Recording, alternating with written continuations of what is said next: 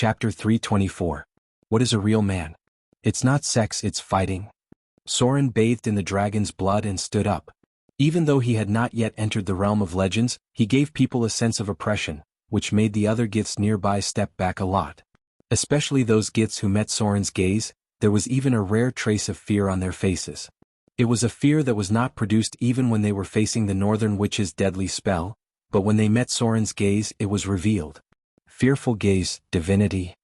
At the right place at the right time, the hidden bonus from the outside world made Soren's fearful gaze reach its peak effect.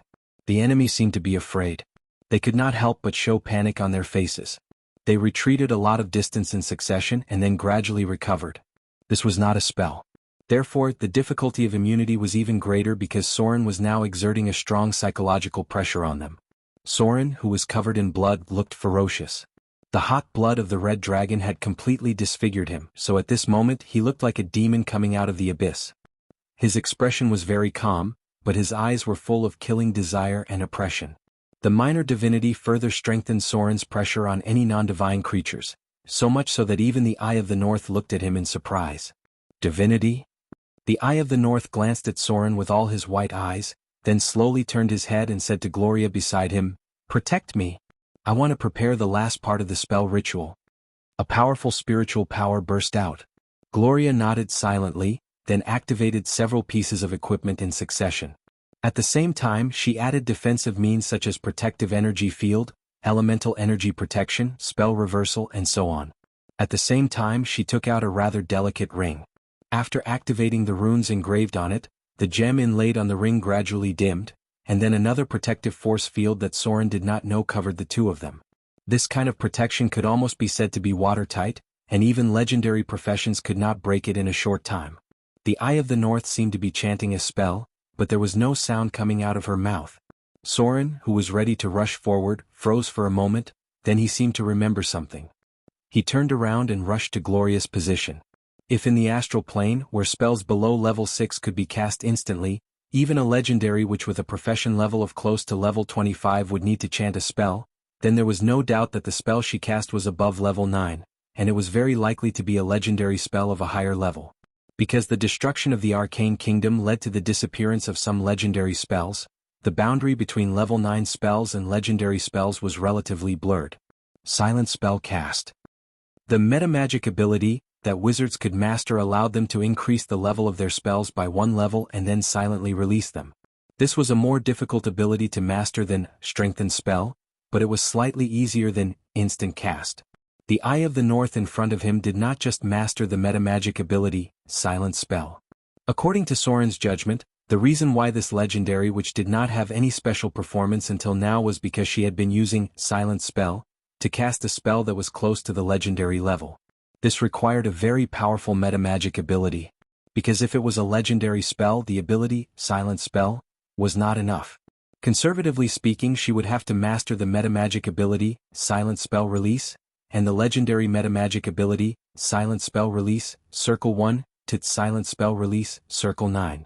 When she had this legendary metamagic ability, she could cast any spell silently, and it would not increase the spell level by 1.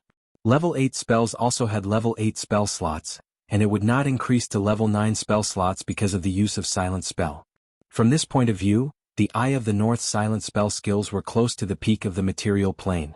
Because even at this moment, Soren did not feel the slightest trace of her casting a legendary spell. The elemental energy around seemed to have been neutralized. The enemy had been attacking the Northern Witch for so long, but they still thought that the legendary witch had been holding back, but no one thought that she had been casting a spell for more than 10 minutes. And this spell seemed to have not been completed until now. It was basically impossible to make Soren believe that she was not casting a legendary spell. A wizard's ability. Soren's figure was quickly approaching Gloria, and at the same time he silently said in his heart, from spell control, combat casting, empower spell, maximize spell, spell penetration, silent spell, fix spell, instant spell, and so on, and then all the way to the 9th level of the legendary metamagic ability. The path of a spellcaster is really difficult. I don't even have enough time to learn spells of the same level. I don't know when I'll have time to practice these metamagic abilities. Spellcasters sometimes competed with metamagic abilities. Not to mention the most terrifying instant spell, a legendary spell like the Eye of the North could be cast silently. If it was used to ambush people, it would definitely be successful in every endeavor. There was no sign of casting a spell at all. There was no need to chant a spell, and there was no need to focus on casting a spell. The enemy could only be aware of it at the moment when the spell was completed. Sure enough, the longer a spellcaster lived, the more terrible they were. Even if the profession level did not increase, the metamagic ability that was mastered over a long period of time could make people shudder. Buzz. The whole half-plane seemed to shake. When Soren approached Gloria, the Eye of the North also seemed to have completed this legendary spell. She raised her staff and pointed at the endless starry sky, and then her whole body leaned on Gloria's shoulder a little dispirited. At this time, the Githyanki's realized that something was wrong. A group of people rushed over under the command of the Githyanki's queen. The queen's combat power was not weak. It was estimated that she was a legendary profession, but she did not participate in the frontal battle from beginning to end. Perhaps the higher the status, the easier it was for people to be afraid of death. Buzz. The half-plane shook again. However, Soren did not see any abnormality, as if the legendary spell had just failed. There was no terrible attack. The Githyankis were still surrounding them and attacking. The situation on the battlefield was still not very favorable to them. But this situation only lasted for about 10 seconds. 10 seconds later, a faint light appeared in the sky, and then a huge comet crossed the sky, and then approached their position at an amazing speed. Be careful. A white light appeared in the pupil of the Eye of the North, and the body of the soul projection gradually grew larger. It seemed that she had launched some special spell. With a wave of her hand, a light curtain shrouded the others, including Soren, who was fighting beside her, and turned them all into a form similar to a spirit. This was another form of soul. The spell cast by the Eye of the North was a bit like the level 9 spell, Spirit World Travel. But it was very different from Soren's memory. This was because the casting speed of this spell was rather fast, and it also covered a relatively large area. Almost all of the surviving witches were enveloped within it. The next moment, the telepathic voice of the Eye of the North was transmitted to the minds of all the witches. She said in a deep voice, "All transform into soul state. Everyone follow me back to the material plane." Comet. Legendary spell. Soren's body, which had been unrecognizable, quickly turned into a spirit form. The terrible burns on his face gradually disappeared, and the severely burned and cracked skin all disappeared. The whole person turned into the original soul state, which was not much different from Soren's original body in the material plane. If there was any difference, it would be that Soren's soul had an extra red color. This red color looked very much like the evil aura that appeared when detecting factions, but it was the power of the red dragon from the dragon blood baptism. Time freeze. Soren's soul rose and was sent back to the material plane by the half-plane. At the moment his soul returned to the material plane, he saw a comet about 150 meters in diameter hitting the half-plane. Then a terrible energy burst out like a shock wave, and the terrible impact made the half-plane seem to open a ring. The dust clouds covered the entire sky of the half-plane, and the dazzling light was so strong that even the soul could not bear it. The flames covered more than 50 kilometers, and the scorching heat spread throughout the half-plane. It was like detonating an atomic bomb. Everything was ruthlessly destroyed. Under the impact of the comet, the military fortress of the Githyankis was instantly crushed like a piece of tofu. Even the space of the half-plane showed signs of collapse. Legendary spell. Although it was not the first time Soren saw it, everything in front of him was still so shocking.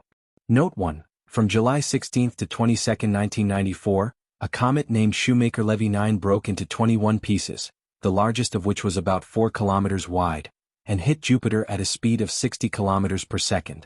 The first piece of comet Shoemaker-Levy 9, containing rocks and ice, fell into Jupiter's atmosphere at 2015 Greenwich Mean Time on July 16 at a speed of 210,000 kilometers per hour, releasing energy equivalent to 200 billion tons of TNT. After the impact, multiple fireballs were produced that stretched for nearly 1,000 kilometers, emitting strong light. Through astronomical telescopes, people saw a wide cloud of dust rising on the surface of Jupiter. The hot gas rushed to a height of 1,000 kilometers and left an impact mark on Jupiter the size of the Earth. Scientists determined that in the period before the collision of the Wisdom Tree, the strong electromagnetic waves emitted by Jupiter were 9 times stronger than usual, and the temperature at the splash point of the impact instantly rose to tens of thousands of degrees Celsius. Note 2. Comet is one of the few legendary spells that can directly destroy a plane. Chapter 325. Well, there have been a lot of forbidden words recently, and the chapter review was inexplicably blocked. The third update will be postponed to tomorrow. Legendary spell. Though there were many legendary spells that the adepts had mastered, the comet spell was always the most shocking and oppressive one. To any enemy, a magus who had mastered the comet spell was a terrifying existence. The military fortress of the Githyankis was destroyed under the impact of comet.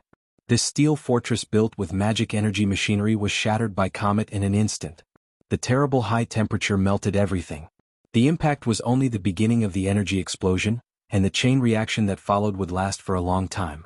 Very few creatures could survive the attack of comet. Even the incarnation of the gods could be killed directly. The only way to deal with comet was to escape across the plane. Under normal circumstances, any defensive spell in the same plane would be broken in an instant. The Githyankis suffered heavy losses. Soren could not estimate the casualties of the enemy, but he knew that this group of Githyankis was almost completely finished. Even if there were survivors under the attack of comet, it was only those who were lucky enough to master the ability to teleport across the plane. As for others who could only open any door for short-distance teleportation, basically all of them died under the impact of comet. Even the military fortress built by the group would be destroyed. This group of Githyankis was almost equivalent to being exterminated because it was impossible to build such a fortress without hundreds of years. The remaining fish that escaped the net could no longer threaten the Northern Witch Council. All the souls returned to the material plane.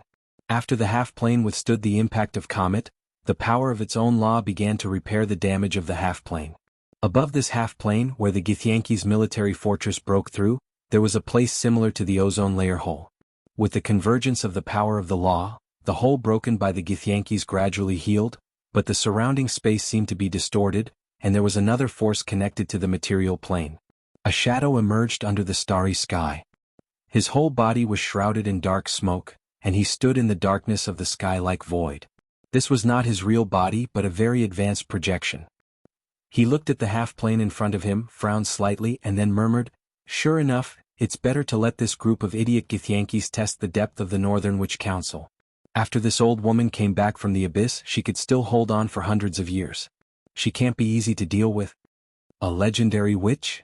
Sure enough, even the gods are a little afraid of her existence. But why did she insist on keeping that thing? Is she also interested in the power of the evil god? It's not easy to deal with them. But this half-plane seems to be a breakthrough point. In order to support the growth of this semi-plane, they actually connected the semi-plane to the northern lands of the material plane. What a crazy behavior. Aren't they worried about plane collisions? What? There's still one alive? The dark shadow appeared in the half-plane. He looked at the distorted space in front of him and said strangely, "It turns out that she hid in a different dimension space. What a lucky guy." Pada. Queen Githyankis, dressed in gorgeous clothes, fell out of the distorted space. She stared blankly at the unrecognizable land and opened her mouth as if she wanted to say something. But at this time, a strange light appeared in the eyes of the dark shadow, and then he saw that Queen Githyanki's eyes gradually became blank as if she was controlled by some kind of spell. A useful chess piece. The dark shadow floated in the air. He raised his hand and waved to cover Queen Githyankis in front of him in an energy shield. Then he silently looked at the half-plane in front of him and murmured, "Although it's quite dangerous. But the person who came up with this method is definitely a genius.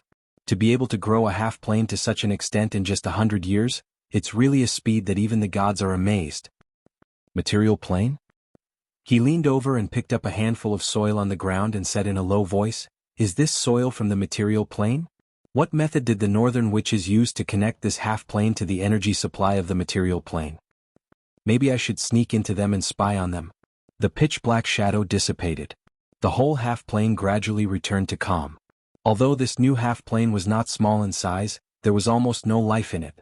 It was just growing day by day, growing dozens of square meters of space every day.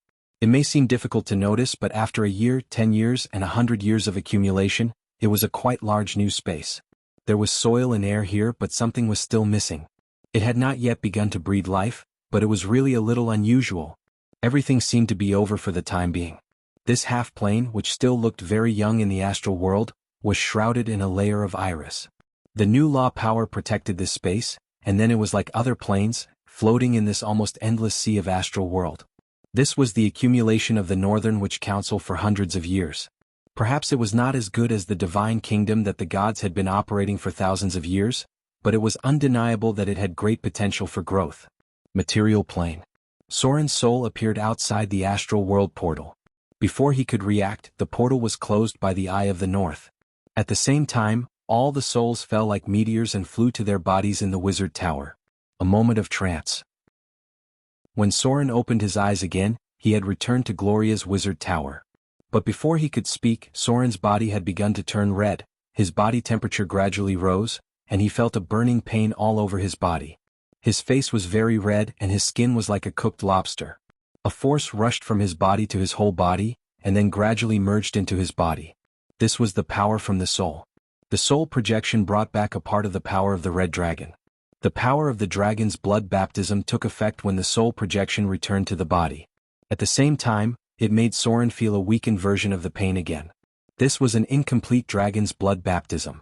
The power brought back by Soren's soul projection was only a part of it. The other part would probably need to kill another red dragon. Obviously, this was more difficult in a short period of time. The burning breath dissipated. Soren gradually melted the power of the dragon's blood baptism. When he recovered from the trance state of the soul projection returning to the body, the shadow of the Eye of the North appeared on the astrology platform. This time she was looking at Soren in front of her. The Eye of the North looked at him deeply and then slowly said, "Gloria, bring him here. He should be rewarded for his actions this time." Chapter 326. P.S. If you want to hear more of your voices and receive more of your suggestions, search for the WeChat public account Dread, and follow it to give more support to Lord of the Abyss. The light of a portal appeared. Gloria glanced at Soren gently, then nodded gently and said, "Come with me." The two got up and walked into the portal. When entering the portal, Soren frowned slightly. The scene just now made him think of a lot of things.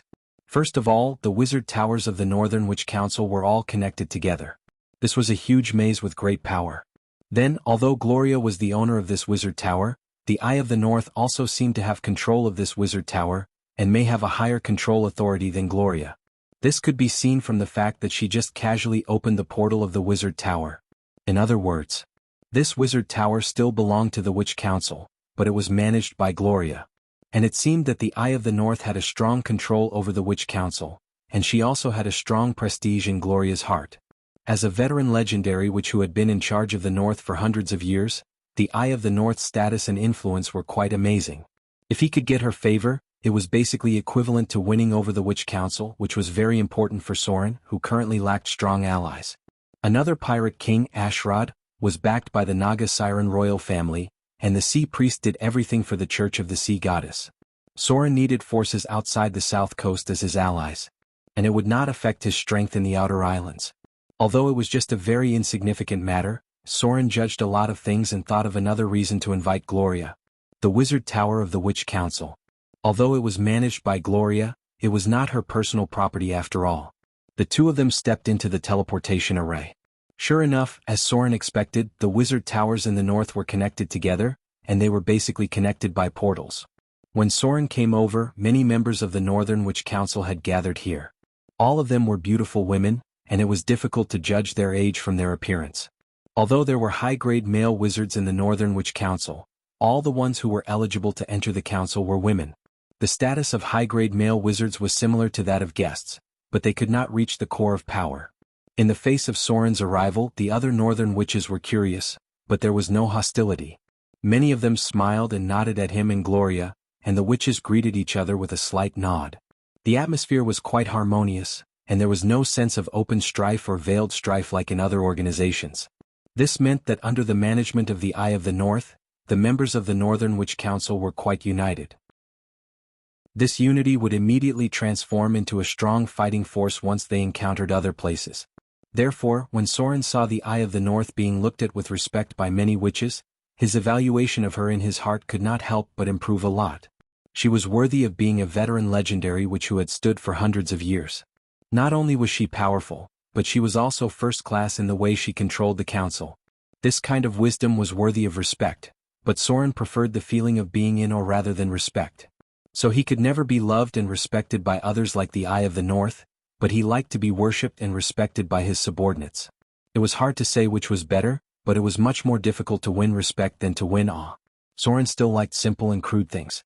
Sit down. The Eye of the North looked slightly old. In fact, it was inevitable that she would grow old at her age. She looked at the other witches with her white pupils, and then tapped the ground with her staff. When her eyes fell on Soren, the Eye of the North paused for a moment and then said, "Be quiet. I know what you all want to know in your hearts. I'll tell you what happened now and let you know why the Githyanki attacked us." A silver-white brilliance emerged. A blade fragment about the size of a dagger appeared out of thin air in the palm of the Eye of the North. When the silver-white blade fragment appeared, everyone present felt a force in their hearts. Then they couldn't help showing a trace of surprise. They looked at each other and communicated secretly. Everything was inseparable from the word artifact. Soren and Gloria looked at each other. Although neither of them spoke, they could guess the meaning in each other's eyes. Everything was for the artifact. The artifact had incredible power. Although there were many artifacts in history, it was quite rare for them to fall into the hands of mortals. Looking at the equipment on Soren's body, it was clear that although he had fought for so long, the limit of his contact was only legendary items. The artifact was out of his reach, and at the same time, it was also quite fatal. Because the artifact could be located by magic. In front of them was an artifact or a fragment of a powerful artifact. Even if it was just a fragment, they could feel the power contained in it. And Soren also felt a strange aura. It seemed to come from an evil god. Among the people present, he was the only one who had this feeling because the others were surprised. Only Soren couldn't help but frown. His expression was a little uneasy, a little disgusted, and a little repulsed. The artifact was naturally inextricably related to the gods, but the silver sword of Githyansk didn't seem to be related to many gods. In Soren's memory, it seemed to have more interactions with some evil gods. They're here for this. The Eye of the North looked at the others present, then raised her hand and cast an isolation light. She said to the others, "About 150 years ago, this thing fell into our hands, so I've been keeping it since then. There are still some fragments like this scattered in many places, but the two largest ones are kept by us in the Wizard City. For so many years, we've been secretly studying its secrets." The silver sword of Githyansk was forged in a very ancient era. The kingdom of soul suckers was another era of arcane prosperity that was not inferior to the Silver Age. So we've been trying to study some secrets from it, and the special divine power it contains. Unfortunately, our research progress is very slow, and some of the ancient knowledge has been lost. For more than 100 years, we've only completed 1.5 research projects. The Eye of the North made a gesture behind her. Then they saw two witches with the same old face come out. They glanced at the other witches who were obviously much younger and took out 2 pieces of special silver-white metal. The members of the Witch Council were elected once every 50 years. If they couldn't advance to the legendary level, they could only retire behind the scenes. The legendary witches could continue to be re-elected. The Eye of the North raised her hand and touched the silver-white metal, then slowly said, "This is the first project we cracked, the secret of the silver sword of Githyansk. The silver metal can change shape and has a special memory ability. What you see with the naked eye is a silver flowing liquid, but in fact, its real side is a kind of powerful memory metal that can repair itself." Legend. The high-level golems of the Arcane Empire could repair themselves, no matter how serious the damage was. They could not be completely destroyed. And they could change their shape on their own. Many great arcanists could transform them into a kind of weapon called advanced magic armor, to protect themselves. We have always thought that the material of advanced magic armor has an inseparable relationship with these astral metals. The Eye of the North raised her hand and waved on the silver-white metal. Then they saw a faint aura emerge, and the silver-white metal changed its shape automatically. First, it turned into the shape of a silver sword of Githyansk, then it turned into a beheading sword, then it turned into a pair of gloves, and finally it even structured into a toy model of about 20 centimeters high that was similar to the appearance of a steel golem. Such a change gave a strong impact to many of the witches present, and they could not help but be stunned one by one. Even Soren was a little stunned. So high-end. In the past, he also came into contact with the relics left by the Arcane Empire, but it was the first time he saw such a high-end thing. Although we have cracked some of the secrets. The Eye of the North glanced at the others, closed her eyes and thought for a moment, then continued, for example, its ability to change shape, the recovery ability of the memory metal, and the fusion of elemental energy, etc. but we have no way to use it in other places. At most, we can only imitate the silver sword of Githyansk, which is undoubtedly not of much use to us. We lack the most core part of the knowledge. So this topic has entered a dead zone 30 years ago and has been sealed in the cutting-edge laboratory of the Witch Council. There was a short silence. The Eye of the North glanced at Soren and continued, as for the other half of the topic, it belongs to the study of divine power. The silver sword of Githyansk once killed 3 evil gods, 2 of which were true gods with divinity, and 1 of which was a slightly weaker demigod. So this artifact fragment has always had residual divine power, and we tried to use it to crack some of the secrets. There are many secrets in this topic that can't be told to you. When you reach the realm of legends, you can come to me to learn new knowledge. From today onwards, if any of you are interested in the research of the first topic, I will also open your access to this topic in the library. If there is no problem, everyone else can leave. Gloria. And your friends stay. I have something to say to you. P.S. Today's update. There are 2 more. My novel Lord of the Abyss will have more fresh content on the official WeChat platform, and there will be a 100% lucky draw gift for everyone. Open WeChat now, click the plus sign on the upper right to add friend, search for the public account Dread, and follow it. Hurry up. Chapter 327. P.S. If you want to hear more of your voices and receive more of your suggestions, search for the official WeChat account Dread, and follow it. Give more support to Lord of the Abyss. The northern witches carefully left the room one by one. Before leaving, they couldn't help but curiously look at Soren, and their eyes seemed to be very interested. Someone who could make Her Excellency the Eye of the North ask to stay should not be an ordinary person. Faced with the gaze of so many senior witches, even Soren felt a little pressure. After all, they were almost equivalent to more than 80% of the top fighting force in the north. Any one of these women had the strength, identity, and status of a city lord. Sit down. The Eye of the North glanced at Gloria, and then her eyes fell on Soren. She slowly said, "Thank you for your help this time. The Witch Council is merciless to their enemies, but they are never stingy to their friends. If you hadn't killed the Red Dragon, I'm afraid we wouldn't have won the battle so easily. So I'm going to give you a reward in return for your help."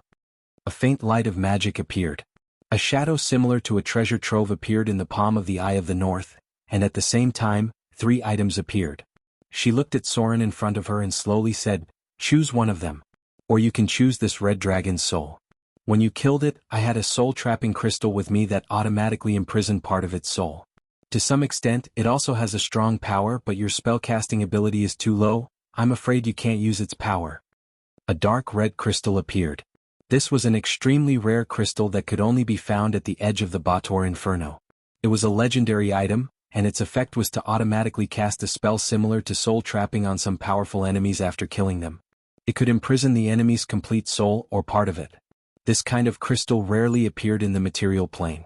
Since the Eye of the North had such a crystal, Soren was basically sure that she had been to the Bator Inferno. Red Dragon Soul? Soren glanced at the dark red crystal, but he didn't show much interest in it. The power of the soul was very strong. However, the soul binding technique could only bind a part of it, and it required a special ability to mobilize it. Otherwise, this kind of crystal could only be considered a top-grade soul stone, which could be used to trade souls with devils. Soren did not have the ability to touch the soul realm yet, so he could only absorb the red dragon's soul and convert it into slaughter EXP. It might be tens of thousands of slaughter EXP, but he had other ways to accumulate slaughter EXP. There was no need to waste such a precious opportunity. So he looked at the other rewards that the Eye of the North had shown him. 3 pieces of legendary equipment. Unfortunately, Soren could only choose one of them. The first legendary equipment was a cape. The Eye of the North didn't seem to have any intention of explaining the uses of the equipment to Soren. He simply let him choose one from the pile. This was a test of one's eyesight. Soren couldn't tell what the first item was, but he was sure that it was a legendary item. It should be between Legendary Tier 1 and Legendary Tier 2. The second item was a ring. There were lifelike dragon patterns engraved on it, and it didn't seem to be an ordinary gem. It looked more like the eyeball of some creature. There was a strong magic aura on it, so it should be a powerful legendary accessory. Soren couldn't see the real thing, so he couldn't use Slaughter EXP to identify it. He could only look at the third item. Suddenly, Soren's whole body shook. He turned his head and looked at the Eye of the North in front of him. He bowed slightly and said, Your Excellency. I choose the last item. The boots should be what I need the most. The Eye of the North smiled and nodded. She slowly said, You have good taste. It seems that you are an experienced rogue. And you have good knowledge. She turned to Gloria and ordered, Gloria, go and take out the boots of wind. I have temporarily unlocked the authority of the treasury. Gloria glanced at Soren, then bowed and left. Soren seemed to be thinking about something. The Eye of the North asked Gloria to get something, obviously to send her away. Could it be that she had something to say to him alone? Gloria walked out of the room. The Eye of the North stared deeply at Soren. An invisible pressure made Soren's whole body tense, but he didn't feel any obvious hostility. After a while, the pressure subsided, and the Eye of the North's white pupil emitted a faint light. She sighed and said, I can see people outside of fate. Maybe this is why Gloria chose you. People outside of fate? Soren couldn't help but be stunned. It seemed that he still didn't know how to react. The Eye of the North stared at his expression and said slowly, You should have heard the story about the goddess of fate flipping a coin. You are the kind of person who will make the coin stand up when it hits the ground. So that's what she meant. Soren showed a thoughtful expression, but he didn't know what to say. He didn't know prophecy magic and he didn't know anything about fate. Soren couldn't see what the Eye of the North could see. I met someone like you when I was young. The Eye of the North seemed to remember something, and her expression became gentle. She said slowly, There are only 1 or 2 people like you every 100 years, and all of you are restless. It seems that anything related to you will eventually deviate from the original path. It can be a good thing, a ray of hope, but it can also be a terrible thing, a fire of destruction. The old woman in front of him seemed to be lost in her memories. Her white pupil looked at the sky and she seemed to be reminiscing. She whispered, Unfortunately, he still chose a path that deviated from our path. Young man. I don't know what you will choose in the end. But I already feel that something terrible is about to happen. The stars that represent the gods are dim and this is definitely not a good thing. Young man. People like you have a lot of freedom in their fate, even more so than the gods. I hope you can make a good choice. The Eye of the North sighed as if she had met someone who would make the coin of fate stand up. She slowly sat down and she didn't want to say anything else. She just fell into deep thought. Since her life was so long, she naturally had a lot of memories. Wizards who could become legendary were rarely impractical. Most of them had experienced many battles, and their footprints were even involved in many planes. Light footsteps were heard. Gloria's figure quickly came in from outside. She was holding a pair of exquisite leather boots with special runes on them. This was the reward that Soren had chosen. It was a legendary level 2 equipment, and it was also a very famous legendary equipment. Item type, Boots of Gale, +2, item grade. Legendary, grade 2. Item description, this is a pair of boots with legendary stories. They appeared in many stories because they were the pride of many legendary professions. In fact, there were many such legendary boots, but their number was getting fewer and fewer. But no matter what, it was a dream item for many professions, whether it was for battle or escape. Requirements, none. Equipment effect, permanent, haste. Equipment special effect, haste. This equipment has the effect of haste. Anyone who wears it will automatically receive the haste spell buff. Their movement speed will be greatly increased, and at the same time, their attack speed will be increased by a little. This spell effect cannot be removed by dispel magic, unless someone destroys this equipment, such as disintegrate, Mordenkainen's disintegrate, and so on. A legendary equipment. A legendary equipment that wasn't very high grade but was quite useful. Permanent, haste. It was called Boots of Haste by adventurers. It was a piece of equipment that could only be found by chance, and it was also a necessary item for a top rogue. Eye of the North seemed a little tired. After she handed the equipment to Soren, she waved her hand and motioned them to leave. When Soren and Gloria bowed slightly and left, she looked at Soren in front of her, then smiled at Gloria and said, He's not bad. The Eye of the North closed her eyes as if she wanted to be alone.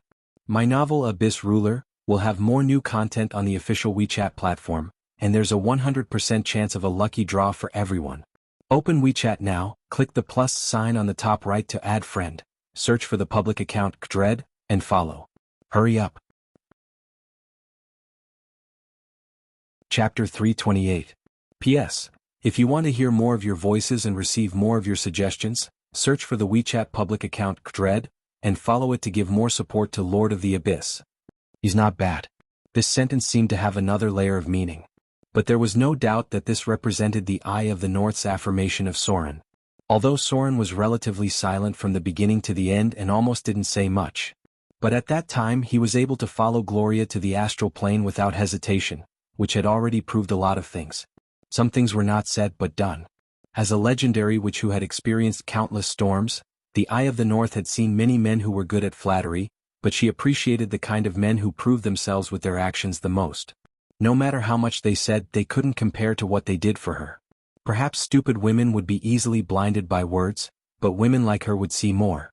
So when Gloria heard this, a slight blush appeared on her face, and then she turned her head and glanced at Soren. At first, she actually had a vague impression of Soren. He was just an interesting rogue and a brother who loved his sister. Since she met Soren in Amber City, she didn't pay much attention to this man. She just felt that he was a little special. Compared to other rogues, he obviously knew more. What really attracted her attention was Vivian. That little girl was the key to her attention. But, as time passed little by little, Soren attracted her more and more things. She didn't expect a rogue to have such rich knowledge, and she didn't expect him to grow so quickly. Soren's speed of improvement was completely beyond her expectations, which made her very interested and secretly observed him.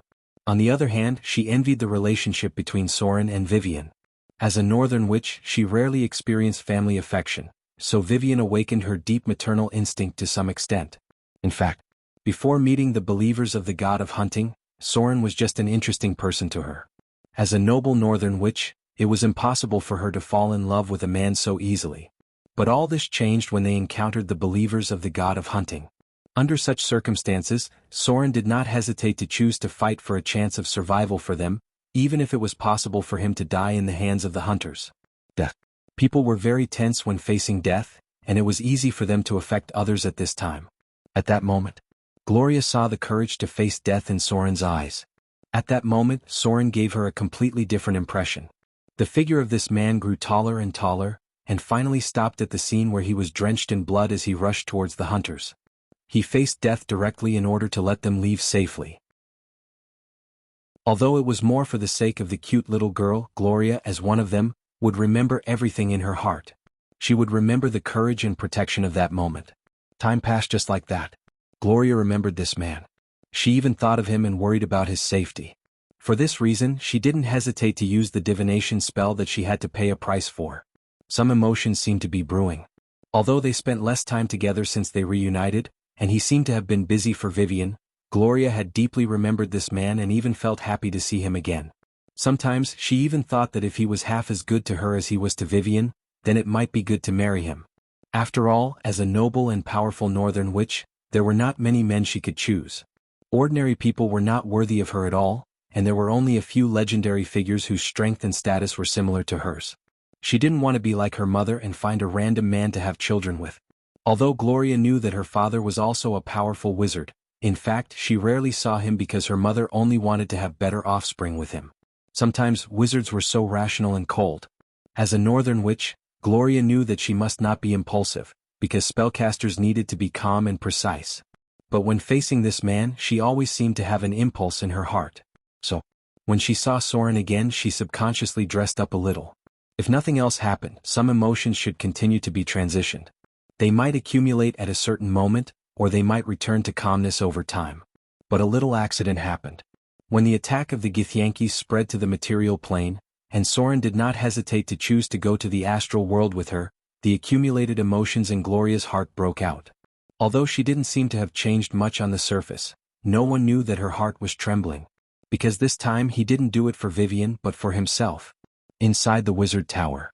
After Soren came back, he was arranged to a big room by Gloria. A cross-plane battle not only tired his body, but also Soren's high-strung nerves. So when he returned to the room, he was ready to take a little rest. But to his surprise, this big room seemed to be decorated a little too well. It looked like Gloria's boudoir. The floor was covered with a soft velvet carpet, and the walls were covered with exquisite relief paintings. There was a dressing table near the window on the opposite side, which looked like some kind of expensive purple wood. The whole room was filled with a faint fragrance, which was exactly the same as Gloria's. The soft bed was enough for 10 people to lie on. Soren remembered that Vivian seemed to have mentioned that Gloria's bed was very big because she liked to sleep like this. The discovery in front of him made Soren's heart beat faster, and at the same time, he felt that his mouth was dry. His whole body was hot, his skin was slightly red, and even his breathing seemed to have become a little faster. Click. Soren gently opened the wardrobe. Sure enough, there were soft and tight female pajamas, and there was a witch's robe next to it. In the corner of the wardrobe there was a female belt. There was no doubt that this was Gloria's room, because everything Soren saw told him that Gloria usually slept in this room. Heavy footsteps sounded. Soren took a step back and closed the wardrobe. When he came to the door, the steel golem's dull voice sounded from outside. "Your Excellency. Master asked me to take you to a bath. Please come with me." Hearing the voice outside the door, Soren suddenly felt that his body was sticky. Just now his whole body was hot and it seemed that he had sweated a lot. He didn't know if it was because of the side effect of the dragon blood baptism, or some other reason. Soren felt that his current condition was not quite right. According to Chinese medicine, it should be hyperactive. Maybe it was really because of the dragon blood baptism. Too much was as bad as too little. 30% of the medicinal properties would become toxic. My novel Lord of the Abyss will have more fresh content on the official WeChat platform, and there's also a 100% chance of a lucky draw gift for everyone. Open WeChat now, click the plus sign on the top right to add friend, search for the public account Dread, and follow. Hurry up. Chapter 329. Soren followed the iron golem to a room on the other floor of the wizard tower. This room had a special doorknob and it seemed to be a private place. It seemed to have been set up with a magic barrier. The iron golem didn't enter the room. Instead, it took out something that looked like a ruby crystal from its palm, and gently tapped on the rune on the door. A faint red light appeared, and the sound of a magic lock being opened came from behind the door. Then, everything inside appeared in front of Soren. It was a spacious bathroom, but it was definitely not a simple bathroom. Soren smelled a very special fragrance as soon as he entered. It smelled a little like Gloria's fragrance, but it was more like sandalwood. Soren walked in and saw a lit incense burner. It was an incense burner with a carved base inlaid with agate jade, and runes engraved with golden threads. The simple magic circle allowed the incense from the east to burn slowly, and at the same time, spread the calming scent throughout the room. There was a bed on the opposite side of the room. There was something that looked like a square cushion on top of it, and there were many books beside it. There were also some delicate objects that Soren didn't quite understand. There was another door on the side. He could hear the faint sound of running water. Soren walked in and immediately saw a large bathtub. However, this wasn't the most important part. The most eye-catching thing was that there was a large magic circle under the bathtub. Soren couldn't identify this magic circle with his knowledge, but he could feel the elemental aura it contained. This bathtub was definitely not simple. The room in front of him should be Gloria's secret meditation room, because there were many tools that could help wizards enter the state of meditation. What? Soren reached his hand into the bathtub and immediately felt a surge of energy. It was the gathering of elemental energy and it wasn't very explosive. On the contrary, it was very gentle. Elemental pool? Soren closed his eyes and tried to sense it. Unfortunately, his perception was too low, and it was difficult for him to find anything without extraordinary perception. However, Soren's experience told him that this pool was somehow connected to the elemental pool, which was the core of the wizard tower. It also reminded Soren of the pool of blue water in the sea temple. Almost every time he was cast on, he would wake up naked in that blue water. That was something similar to the elemental pool in the sea temple. Even the sea temple's holy water was continuously produced from it. However, Soren seemed to have bathed in it twice. Hopefully, the people who drank the holy water later on wouldn't mind this. Soren wasn't worried that Gloria would harm him, so he took off his clothes and entered the pool naked. A cool and refreshing aura seeped into his body. Soren heaved a sigh of relief as if all his tiredness had been washed away. The power of the water element. Soren could feel that the water element in the pool had become much more active, and a faint magic aura appeared on the side wall of the pool, as if a special magic circle had been activated. This cool aura lasted for about 15 minutes, and then it began to turn into another more agile force, which seeped into his body little by little along the pool water. The power of the wind element. Soren closed his eyes and felt the operation of the elemental pool. A special energy emerged and then gradually seeped into his body. Water, fire, earth, and air. The power of the four elements emerged one by one. When Soren experienced the whole process, nearly an hour had passed. Then a data prompt appeared. You've received a special energy buff. You've experienced the basic baptism of the elemental pool. You've automatically mastered the ability, minor magic resistance. Your body has acquired the characteristics of a minor magic creature. Minor magic resistance, gifted ability. For some reason your body has acquired the characteristics of a magic creature, which increases your magic resistance. When facing any magic, you'll gain an additional resistance bonus of 1. This resistance bonus can be used on the magic immunity test, and it can also be converted into a damage reduction effect when receiving a magic attack. This ability cannot be improved through conventional means. As your magic resistance increases, you'll gain a stronger resistance bonus. Soren stood up in surprise. He looked at his newly acquired ability and couldn't help but reveal a surprised expression. Magic resistance. This was one of the most difficult talents to obtain. Unlike the resistance to cold, fire, poison, and so on, magic resistance was difficult to obtain through conventional means. Moreover, the ability to resist magic could increase the immunity, and when accumulated to a certain extent, it could directly immunize some low-level magic.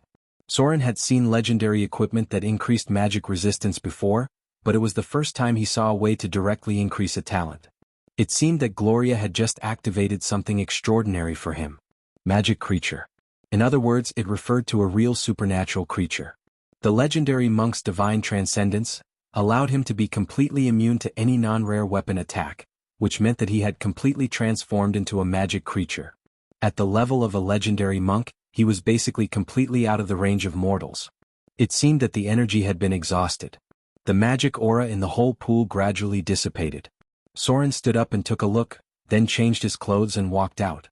Legendary wizards had mastered some methods to transform their bodies. The simplest method was to pay a price and use the wish spell to increase one's attributes, then use various kinds of energy to strengthen one's body. Living body strengthening was a very high-end part. Basically, only wizards in the Arcane Empire could do it. Currently, the experts in body strengthening were the liches. Ordinary liches could increase their physical and magic resistance to nearly 50%. If it was a demigod lich, then their resistance would be even stronger. After all, they were already dead creatures. Even if their bodies were destroyed, it didn't matter. At most, they could just create a new body. In contrast, the other wizards obviously didn't have it so easy. It seemed that Gloria had also studied the Arcane Empire. Soren walked out of the pool and then walked towards the room where he first started. Beside the corridor there were many unactivated steel golems. Under normal circumstances, they were in a state of hibernation. They would only be activated when there was an emergency because the energy pool of the wizard tower couldn't keep them running for a long time. The knowledge that all wizards dreamed of was the secrets of energy during the Arcane Empire. It was enough to keep the floating city running, and it was the key for the Arcanists to fight against the gods. Even a half-baked wizard like Soren knew that energy was the key to high-end combat power. Back in the room. When Soren opened the door, he paused for a moment, then walked towards the big bed as if nothing had happened. There was one more person in the room. Gloria was wearing snow-white pajamas. At the moment, she was reading a book with a soft pillow behind her back. Her white and slender thighs were crossed together. Through the gaps of her pajamas, one could see her white jade-like skin. Her toes were round and smooth. In this era there were very few women like her. Even her toes were like pearls. This required a very superior princess-like living environment. The Northern Witch was very calm about Soren's arrival. At least she looked very calm because she was steadily turning the pages of the book with her fingers. She didn't even look up at Soren. The pajamas were tied with a white belt, so there wasn't much scenery. However, one could see her full breasts stretching out the collar. As a tall northern woman, Gloria's breasts and buttocks were much fuller than other women. She also seemed to have just taken a bath. There was a very refreshing fragrance on her body, and her silky long hair casually draped over her shoulders. Soren naturally sat on the big bed. After taking a bath, he changed into a set of loose clothes.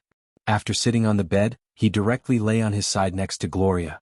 He reached out and took a big soft pillow and put it on his back as well. Gloria naturally knew that Soren was leaning over, but she was still reading a book and seemed to be very serious. Only her breathing was a little hurried when Soren leaned over. Soren looked at the woman in front of him who was fatally attractive and seductive. He couldn't help but smile playfully. He didn't say anything. He just leaned close to Gloria and pretended to read something on the book. In fact, it was very profound magic knowledge. Soren was just a half-baked wizard, so he couldn't understand it.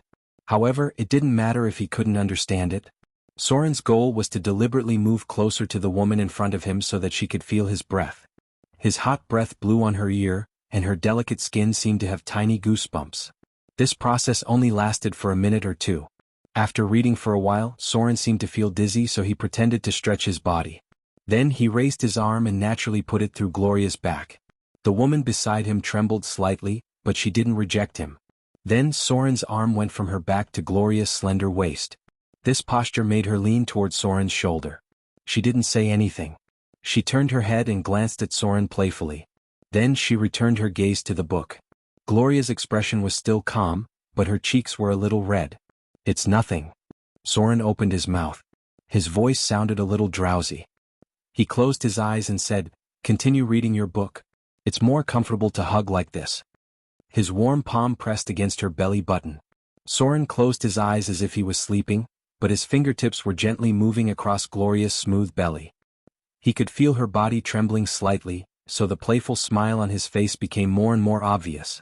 At the same time, he inadvertently drew a circle around her belly button. Phew. Gloria's breathing quickened, but her expression was still calm. She didn't even look at Soren. Her eyes were still on the thick book, but she seemed to be a little absent-minded. His fingertips moved up little by little. It wasn't a sudden attack. Soren's finger moved along her belly button. He could feel her skin tighten slightly. Gloria could clearly feel his fingertips approaching her chest, so the moment they were about to touch, she couldn't help but take a deep breath. Then Soren stretched out his hand and grabbed a soft, supple lump. The silky texture was warm and smooth like jade. He loved it so much that he couldn't put it down. He suddenly remembered that he hadn't been so close to a woman for a long time. He held it with his hand and squeezed it. Soren knew that this wasn't a very comfortable technique for women, so he gently pinched a bit of red. His index finger and thumb moved slightly, and his pinky finger moved across the plump and delicate edge. There was a slight tremor. Soren's fingers left after images in a small area. In the next moment, Gloria's breathing was completely disrupted. Her delicate body that was half leaning in Soren's arms tensed up, as if she had been electrocuted. The pages of her book fell apart. Soren's eyes were still closed. His action made Gloria relax a little because it was easy to feel nervous when being stared at like this. So when Soren's fingers stopped, she quickly adjusted her breathing and flipped the book back to its original page. Then she couldn't help but cross her legs and change her posture. It was a subconscious action, but it made Soren's smile even more strange. "Come closer." Soren opened his eyes slightly. His hand was still holding the left breast. He casually said, "It's more convenient this way." With a little force, Gloria's delicate body leaned over and completely leaned into his arms. What was more convenient? In fact, both of them knew what was going to happen next. But this kind of thing couldn't be rushed, especially since it was their first time. Maybe if Soren used a simple and rough method, Gloria, who had completely accepted him in her heart, wouldn't resist, but Soren wouldn't do such a thing. From the beginning, Soren had the upper hand. It was as if he was progressing step by step. He was also observing, pleasing, and playing with her. His palms changed the plump and fair skin into various shapes. This process lasted for 3 minutes. Soren wasn't in a hurry to do anything. He was just controlling Gloria's body. At the beginning she was nervous and trembling, but she slowly got used to his touch. This was the first time she was so close to a man. Soren could feel it from her body. When Gloria's body started to get used to Soren's touch, he began to move on to the next part. His fingers gently slid down along her flat stomach. Bit by bit they went deeper and deeper. The loose straps of her pajamas had already been loosened. Half of Gloria's clothes were faintly discernible. She couldn't read at all. When she felt his fingers getting closer and closer to a certain spot, she subconsciously clamped her slender legs together. Then she pressed the heavy book against Soren's palm. She was nervous. She had just relaxed, but now she was nervous again. Her skin couldn't help but tighten. It was at this moment. Soren opened his eyes. Then he suddenly reached out and pulled her into his arms. He threw the book down and leaned over to kiss Gloria's lips. Compared to the initial gentleness, Soren's kiss was a little rough. It was almost suffocating. Gloria's response was clumsy and slow. In fact, she could only hug Soren's neck and passively let him invade her. His hot breath and powerful aura didn't give her any room to resist. The kiss didn't stop. After the initial intense invasion, it gradually turned into gentle nibbling and licking. The tip of their tongues touched and intertwined. His breath was so close. Perhaps it wasn't as thrilling as an electric shock, but it made Gloria feel like she was in perfect harmony with him. Kissing was always the closest form of expression. It was even closer to each other's hearts than the last step. Then she started to feel a finger sliding down. But this time, she didn't reject it. She wasn't even that nervous anymore. Maybe it was because she was a little out of breath. The skin that his fingers touched was as smooth and delicate as always. This made Soren a little surprised, because he had already touched a place that was as oily and moist as honey, but he didn't touch any hair. Gloria clamped her legs together the moment he touched her, almost trapping Soren's hand between them. But it didn't matter. Soren's fingertips were wet and moist. Then he ran his fingers along the delicate skin. He could feel Gloria suddenly tremble. She seemed to want to moan, but because he was kissing her lips, she could only make a faint nasal sound.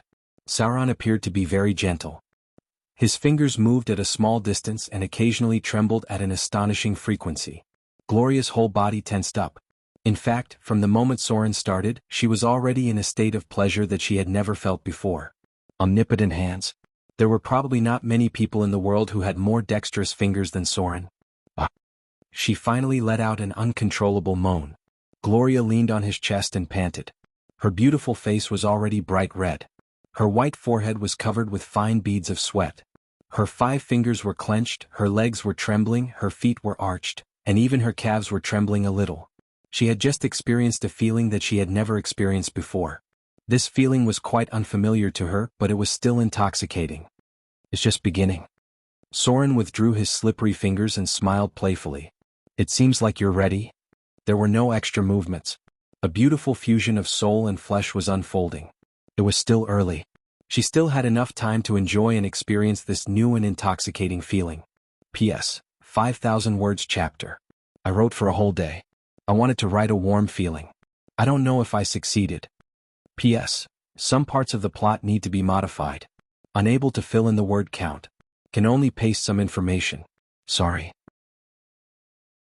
Level 1 Magic Armor Blind Burning Hand Charm Human Ice Palm Colorful Ball Colorful Spray Find Magic Pet Friendly Grease Identification Night Vision Larok Energy Absorption Magic Missile Protection Evil Protection Petrification Shadow Shield Lightning Claw Hypnosis Intimidation Level 2 Agana Spitfire Haze Deafness Detect Evil Detect Invisibility Ghoul Touch Glittering Powder Fear Invisibility Percussion Clear Alignment Luck Melf Acid Arrow Mirror Shadow Law Command Lethargy Weakness Light Resistance Fear Stinking Cloud Strength Sound Spider Web Level 3 Clairvoyance Detect Illusion Berserk Charm Dispel Magic Fireball Fire Arrow Spirit Armor Haste Immobilization Undead Immobilization 10 feet Invisibility Lightning Mayo Minor Meteor Small Spell Deflection Level 1 Summon Monster Undetectable Protection from Cold Damage Protection from Fire Damage Protection from Ranged Weapon Removal Spell Skeleton Trap Slow Spell Penetration Vampires Touch Level 4 Confusion Infection Farsight Emotional Helplessness Enchanted Weapon Poison Curse Fire Shield Blue Fire Shield Red Small Spell Nullification Barrier Ice Storm Advanced Invisibility Odalook Elastic Barrier Small Sequencing Level 2 Summon Monster Removal Curse Transform Others Transform Self Soul Armor Secret Word Spider Breeding Mage Ice Stone Skin Teleport Level 5 Corpse Manipulation Dispel Confusion Death Cloud Icicle Summon Secondary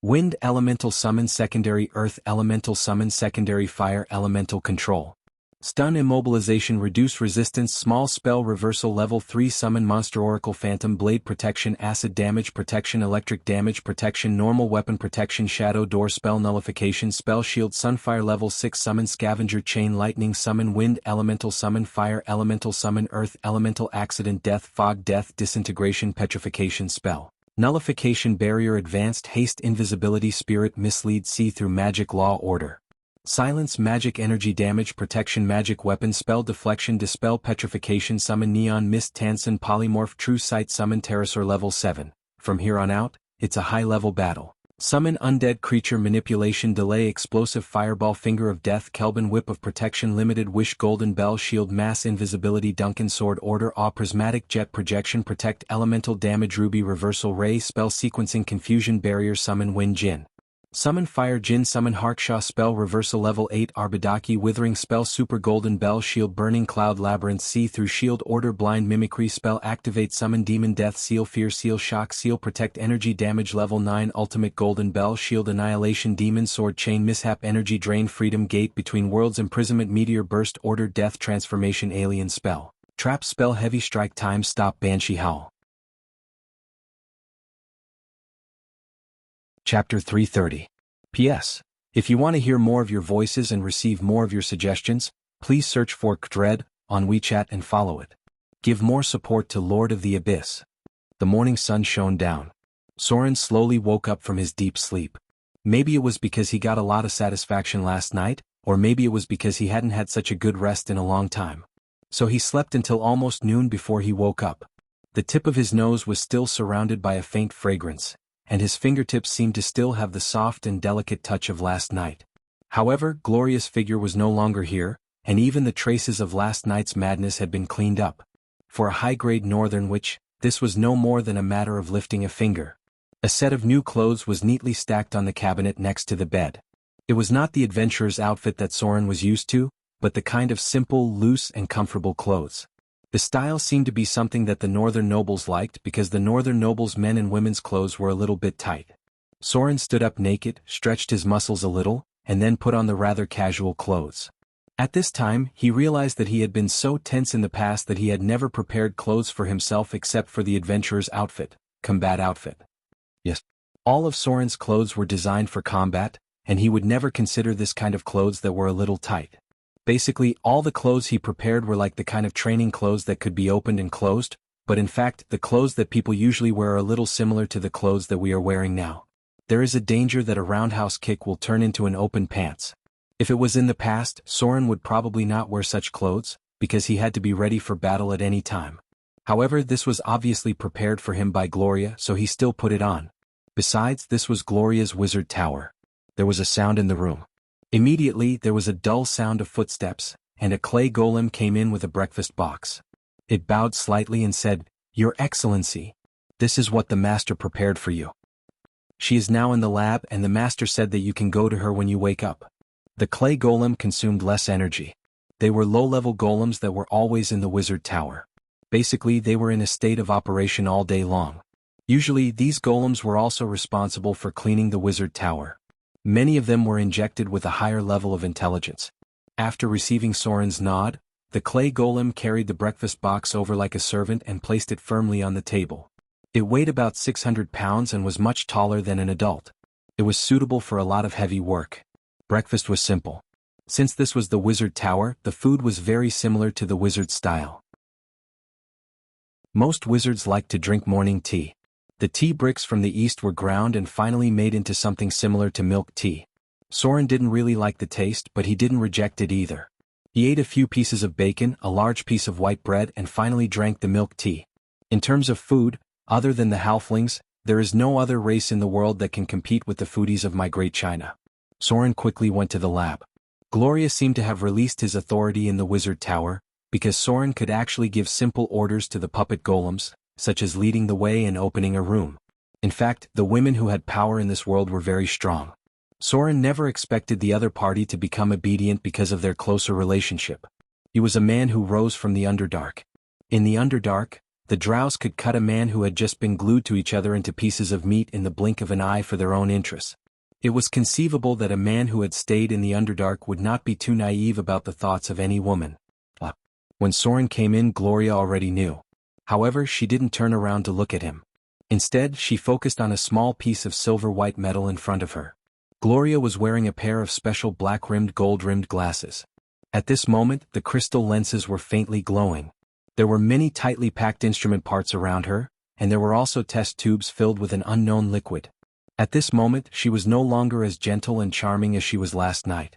This was because she was wearing a thick wizard robe with many dense defensive runes. In case of any accident, the spells on the robe would collectively trigger and protect her from all kinds of unexpected situations. No experiment conducted by an adept was absolutely safe. It could be said that alchemy skills were improved little by little in an explosion. If a wizard didn't pay attention to protecting himself, he could easily die in his own experiments. "You're awake?" When Soren's footsteps approached, Gloria gently moved her finger and used the wizard's hand to put down the silver-white metal. Then she slowly took off her black-rimmed glasses and turned to look at Soren with a gentle smile. "You slept like a child last night. When I woke up, I saw that you were sleeping very soundly, so I didn't wake you up." Soren looked at the beautiful woman in front of him. Even though she was wearing a thick wizard robe, it still couldn't cover her exquisite body. He stretched out his arms and hugged Gloria in front of him. She didn't dodge at all. Instead, she very docilely leaned into his arms like a kitten and changed into a more comfortable position. A warm hug. Soren could smell the fragrance of her hair from the tip of his nose. His always sharp eyes seemed to have softened a lot at this moment. He slowly said, "Yes. I slept very soundly last night. But I didn't think that you would be able to recover so quickly after that." Hearing this, Gloria's charming face blushed. She lightly punched him and raised her head. She didn't want to admit defeat and said, "It's just that I'm not used to it for the first time. Don't forget that I'm a high-grade witch. A well-prepared spellcaster can face any situation calmly." Soren heard this and said, "Like the grease spell?" Gloria's face instantly turned red. She turned her back to him as if something was poked in her heart. As expected, Soren's face showed a trace of understanding. No wonder it felt so smooth last night. He thought that Gloria's body was special and had a higher flow rate. It turned out that she had secretly used some special grease spell. Spellcasters are really omnipotent. He opened his arms and hugged Gloria's slender waist from behind. He leaned over and kissed her earlobe. Then he hugged her soft body tightly in his arms. The two people's ears and noses rubbed against each other as they enjoyed this moment of intimacy. After a moment, Soren turned Gloria's body around. Then he looked at her beautiful face and leaned over to kiss her lips. Gloria couldn't help but close her eyes. Then she wrapped her hands around Soren's neck. Compared to last night's inexperience, she had learned some tricks from Soren. She could occasionally fight back when their lips and tongues were chasing each other. Her breath was a little short, and her charming face was blushing. "Do it again?" Soren was slightly panting. His hands were already holding her full breasts and gently kneading them through her clothes. Gloria's body trembled a little. She gently shook her head and said, "No. It still hurts a little. How about you let me drink a bottle of healing potion first?" At first she obviously wanted to refuse. But when she felt Soren's heat and firmness, she couldn't help but gently bite her lips. Then she made a suggestion that made Soren laugh uncontrollably. Soren rarely laughed. But when Gloria said that she wanted to drink a bottle of healing potion first, he seemed to have been poked at a certain laughing point. He suddenly didn't want to continue the exercise.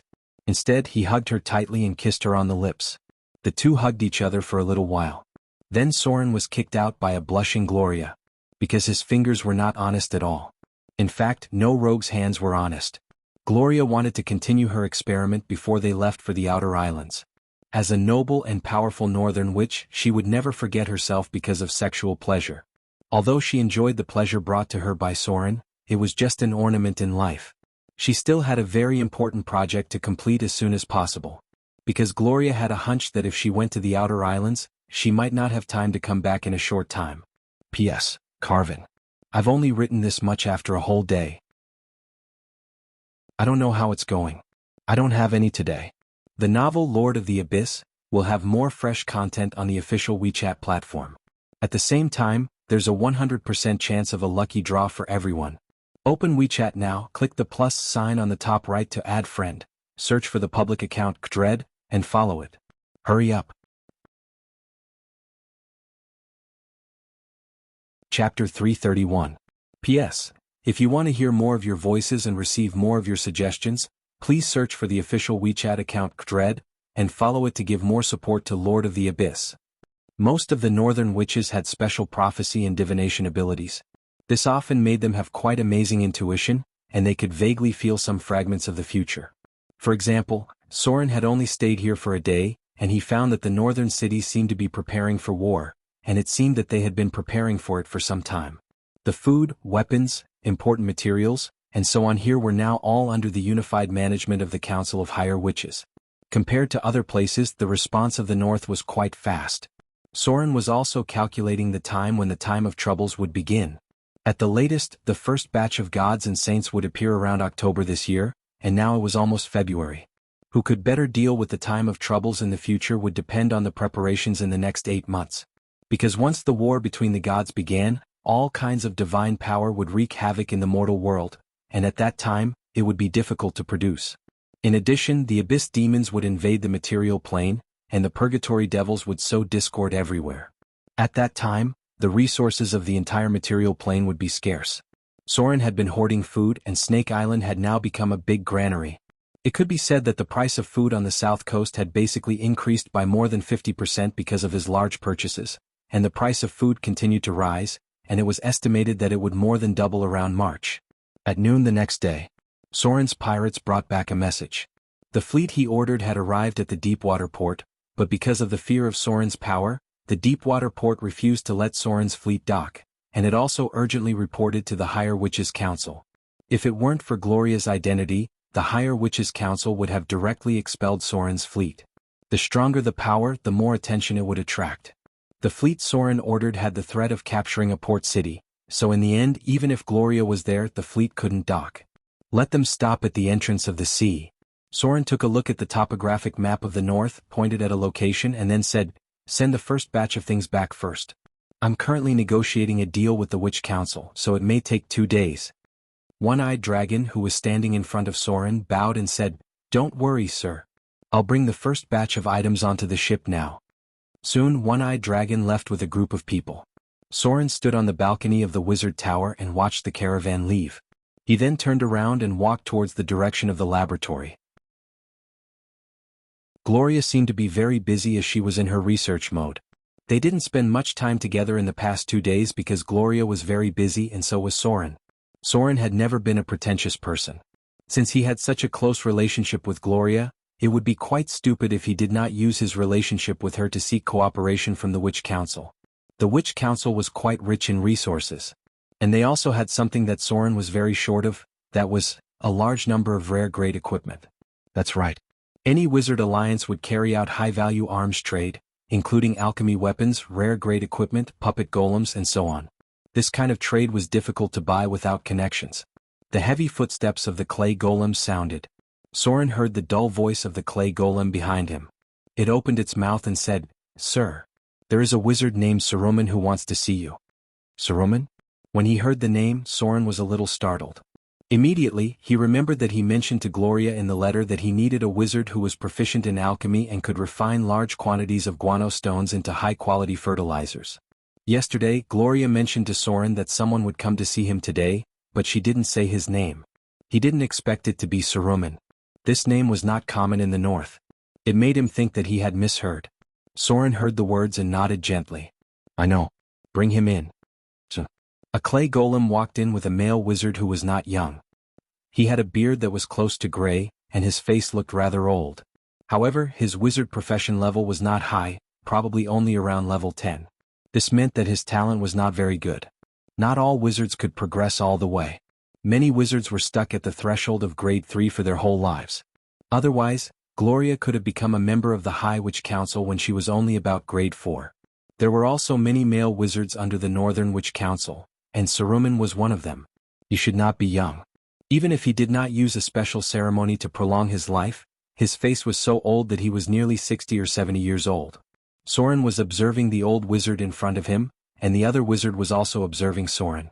From any point of view, this was a wizard who would never be able to advance to the legendary level. Although he was dressed neatly, he looked a little messy. His eyes were tired and bloodshot, as if he had not had a good rest for a long time. A part of his staff could be seen, but it did not look like it was repaired. Just as Gloria had said, this was an adept who was in dire straits and was in dire straits. Wizards were very rich. But most of the time they were short of money. Even Gloria's liquid funds were not as much as 1/3 of Soren's. Otherwise, this woman would not have taken more than 30,000 Kindler coins from Soren when they were intimate last night. She needed a lot of expensive alchemy materials. Anyone who had dealt with trade knew that the ratio of liquid funds was actually very tight. If Soren did not do business without capital, perhaps the capital chain would not be as abundant as it was now. This kind of wizard happened to be what Soren needed. Because wizards with too much potential were not easy to control, wizards with the potential to advance might not be willing to work under Soren. It just so happened that this kind of wizard's profession level was not high, and he was not young either. He might not have much ambition to advance to the legendary level, but at the same time he had a lot of alchemy experience. This was the kind of person Soren needed. Before you came, they should have told you what happened, right? Soren looked at the old wizard named Saruman in front of him and slowly said, "Your job for the next 3 years is to serve me. I will pay you 12,000 Kindler coins every year. At the same time, you can also pay the price to exchange spells, knowledge and materials from Gloria. She will give you a higher exchange authority." A wizard's debt was divided up layer by layer. The expensive cost of learning spells must be divided up among the low-grade wizards. Otherwise the cost of training a high-grade wizard would be too high. Soren set the time limit for 3 years. For him, 3 years was enough. By then, if this wizard in front of him wanted to stay, he could stay. If not, he could leave. For a wizard like this who had no chance of advancing to the legendary level, it should not be a problem for him to work for him for a year or so. Okay. The old wizard named Saruman looked at Soren. He was a little confused because Soren looked like a wizard, but he obviously had the sharp senses of a rogue. He might be a part-time adventurer. He lowered his head slightly to show his respect. No matter how you looked at it, Soren could stand in the wizard tower and talk to him.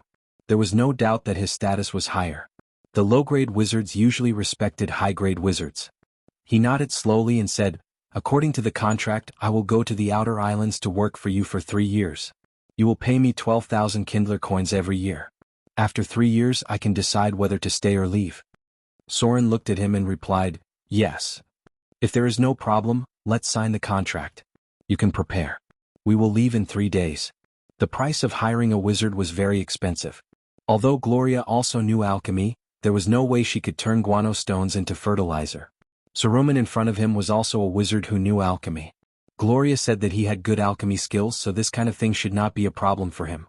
When the high-quality fertilizer was produced, Soren would have one more source of income. At the same time, the cultivation of the outer islands would rise. Basically, it would be easy to be self-sufficient. Because of Gloria's existence, Soren did not have to worry about the wizard in front of him playing any tricks. Therefore, he readily paid half a year's worth of remuneration. Anyway, after killing the adult white dragon, his value had increased by a lot. He had more money in his hands, and the goods from the east were easy to sell in the north. The witches simply could not refuse the fine silk and porcelain. No matter in which era, the spending potential of women was quite amazing. These rich witches could easily sell more than 100,000 Kindler coins. There were not many things that could be taken away from the wizard tower. Because although Gloria was in charge of the wizard tower, it was not her personal property. Hiring an alchemist wizard was only a part of Soren's plan. In addition, he also wanted a batch of extraordinary weapons to equip his elite guards. The limit of the military weapons that could be bought in the south coast was the exquisitely crafted military weapons. These weapons were still far from being grade 1 extraordinary equipment.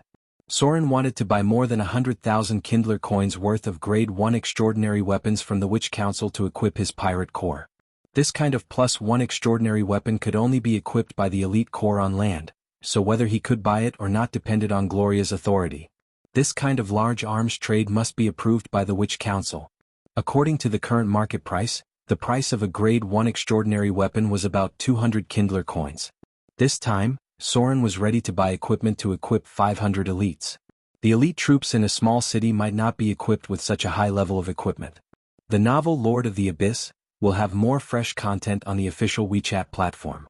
At the same time, there will be a 100% lucky draw gift for everyone. Open WeChat now, click the plus sign on the top right to add friend, search for the public account Dread, and follow. Hurry up.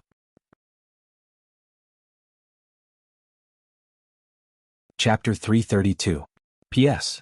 If you want to hear more of your voices and receive more of your suggestions, search for the WeChat public account Dread, and follow it. Give more support to Lord of the Abyss. Another day passed. Soren didn't know how Gloria's research was going, so he didn't disturb her. This time, Gloria's research was on the analysis of the special metal of the Githyanki's. The related research had been going on for decades, and she relied on her authority to get the corresponding information. Now what she had to do was to reanalyze it according to the information, and then master its characteristics. Whether she could make a breakthrough or not depended on whether she could find a new research direction. So now Gloria was like learning knowledge, not making an academic breakthrough, and the progress of her mastery was quite fast. Soren was also very curious about the Githyanki's memory transformation metal, because he felt that this thing was quite high-end. Even in the Star Age, the research on memory metal was not so supernatural, and it could even automatically transform. So for Gloria's research progress, Soren basically fully supported it. He would find ways to buy any expensive materials she wanted. Even if this thing couldn't be used to make golems for the time being, it was quite amazing to be able to make Soren a weapon that could transform. The transformation of the Githyanki's weapon required psionic energy. Soren didn't have psionic energy, so he could use the silver sword of Githyanki's, but there was no way to transform it. So if Gloria's research progress had a breakthrough, maybe she could try to make it have the ability to transform through energy storage. For a top rogue like Soren, weapon transformation could definitely burst out extraordinary combat power. The third day. Even with Gloria's status as a member of the Witch Council, Soren waited until the day after tomorrow to receive the news of the Council's approval. The Witch Council had quite strict control over the bulk food and weapons trade in the north. Not to mention such extraordinary weapons, even ordinary military weapons were quite strict. This was because the senior witches in the north were more confident. If it were in other places such as some kingdoms in the south, it was estimated that even the bulk iron trade would be strictly controlled. Just like the salt and iron monopolies in the Central Plains, many kingdoms were worried that their weapons would fall into the hands of outsiders. For example, lizard men, half-orcs, gnolls, and so on. It would be better if they fell into the hands of human rebels. Once they fell into the hands of these humanoid creatures who were born with extraordinary strength, their combat strength would be greatly improved with a large number of weapons and equipment. Your Excellency. A middle-aged man who looked like a clerk walked up to Soren and lowered his head slightly. The things you want have been delivered. This is the bill that needs to be paid. The council is waiting for me to report back. Behind him were 3 heavy steel golems as well as several city guards dressed as guards. It was an arms deal worth nearly 100,000 Kindler coins. Even the Witch Council had sent out steel golems to protect them. Although the middle-aged man in front of him was dressed as a clerk, he was actually a grade 3 wizard. Relying on his relationship with Gloria, Soren finally managed to purchase a batch of rare grade 1 firearms from the Witch Council. At the same time, he also received the implicit support of the Witch Council. Since they were willing to sell him firearms, the Witch Council had obviously accepted Soren's identity. No problem. Soren gave a look to the second mate behind him and then opened a box. Inside the box, there were swords and weapons neatly arranged. All he ordered were weapons. Half of the pirates' combat strength was supported by weapons. On the contrary, they didn't need much armor. Moreover, Soren had a dragon and a group of Quetzalcoatlus near his camp. If he needed armor, he could make a batch of high-quality leather armor himself.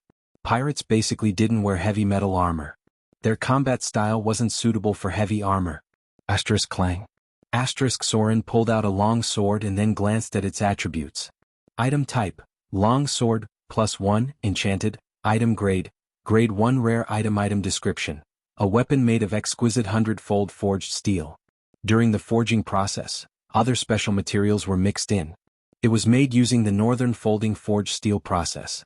After the completion, a simple alchemy enchantment was performed. The blade of this weapon has basic runes engraved on it. It can cause additional damage after hitting the enemy. Requirements: 8 points of strength. Effects: folding forged steel, +2 sharpness, +1 penetration, +1 energy damage.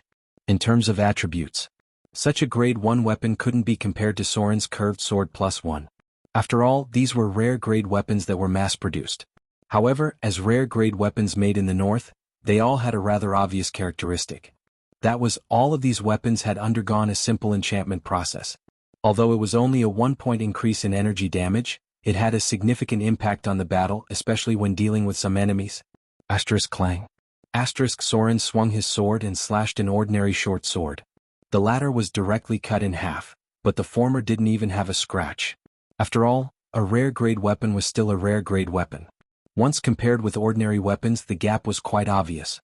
He nodded to his men next to him, and immediately 2 people carried a heavy box over.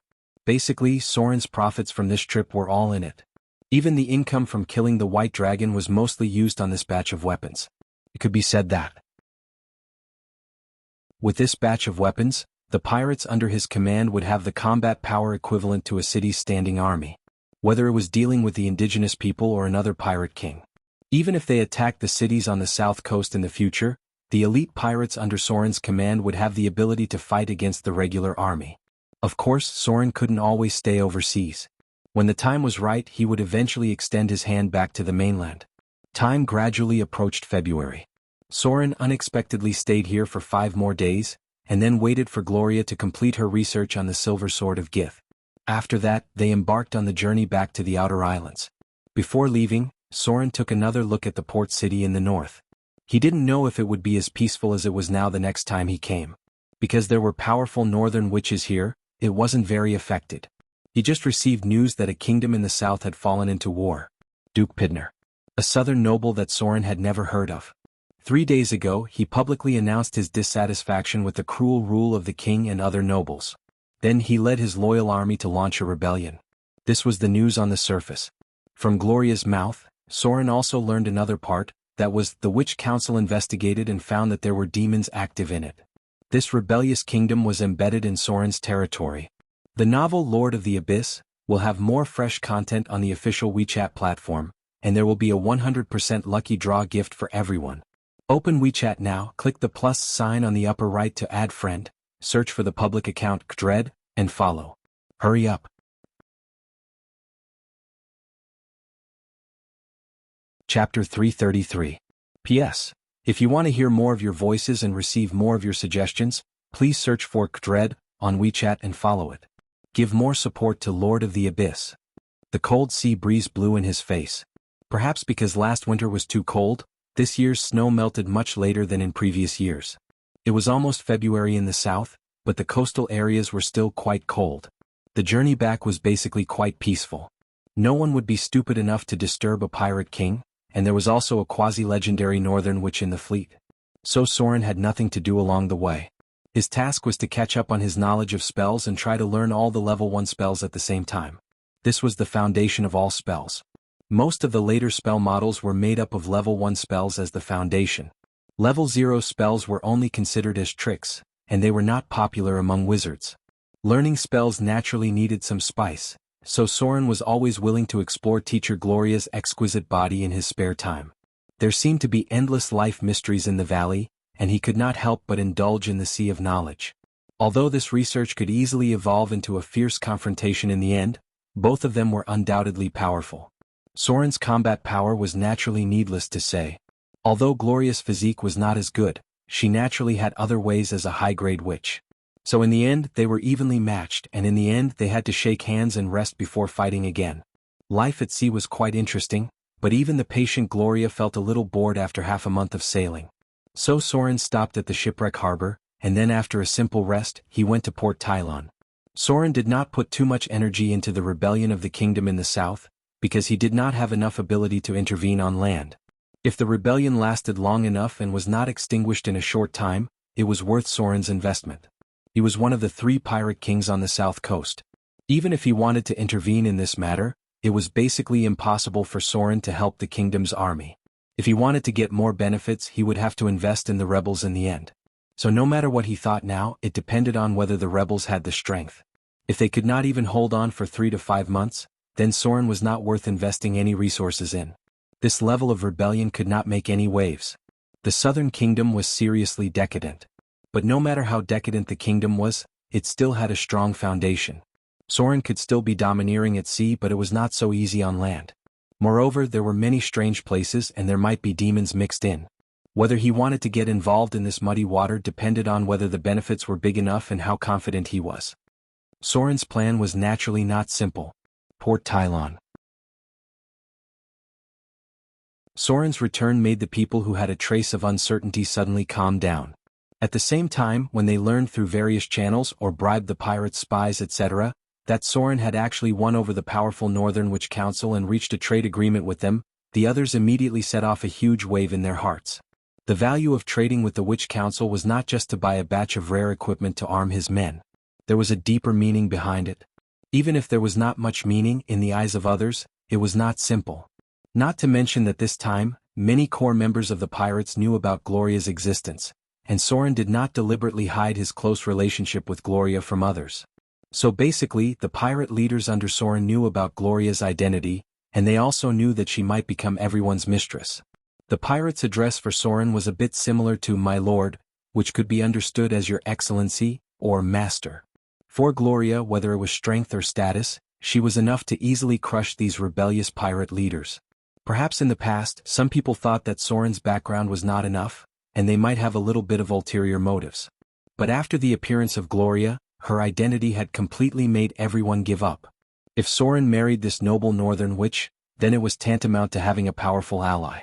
The identity of the Pirate King and the members of the Senior Witch Council were strong enough to suppress anyone who had other thoughts.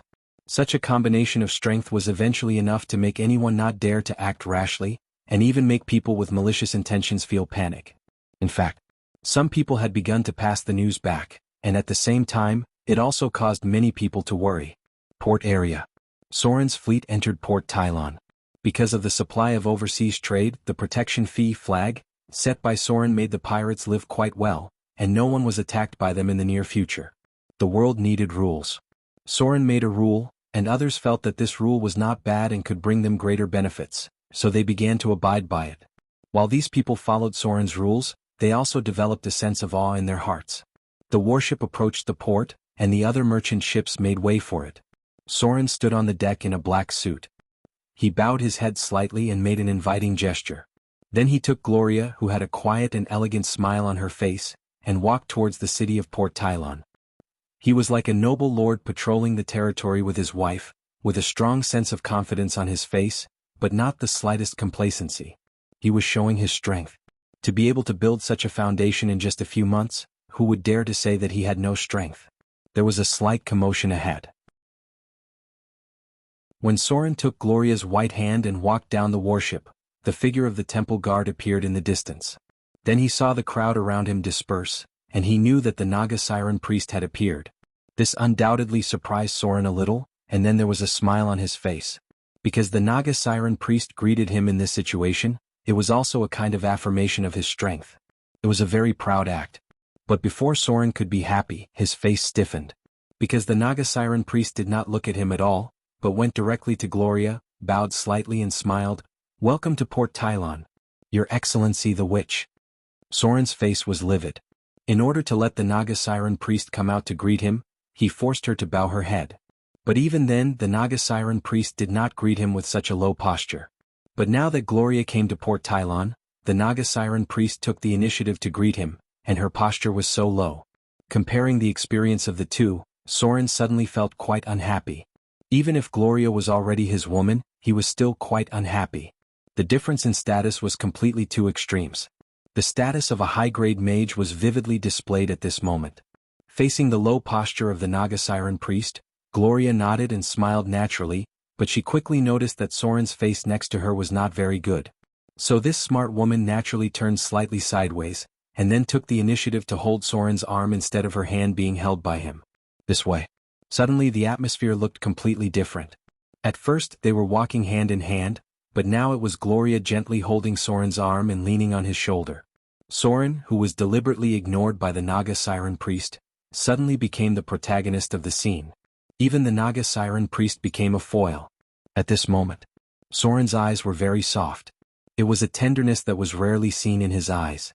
Gloria glanced at him and a smile appeared at the corner of her mouth. Then she blinked inadvertently. If it wasn't for the fact that they were in public, Solen would have hugged her and kissed her. In the face of Gloria's initiative to let Soren become the protagonist, the Naga Siren priest's face was undoubtedly not very good. It seemed that all the rumors were true.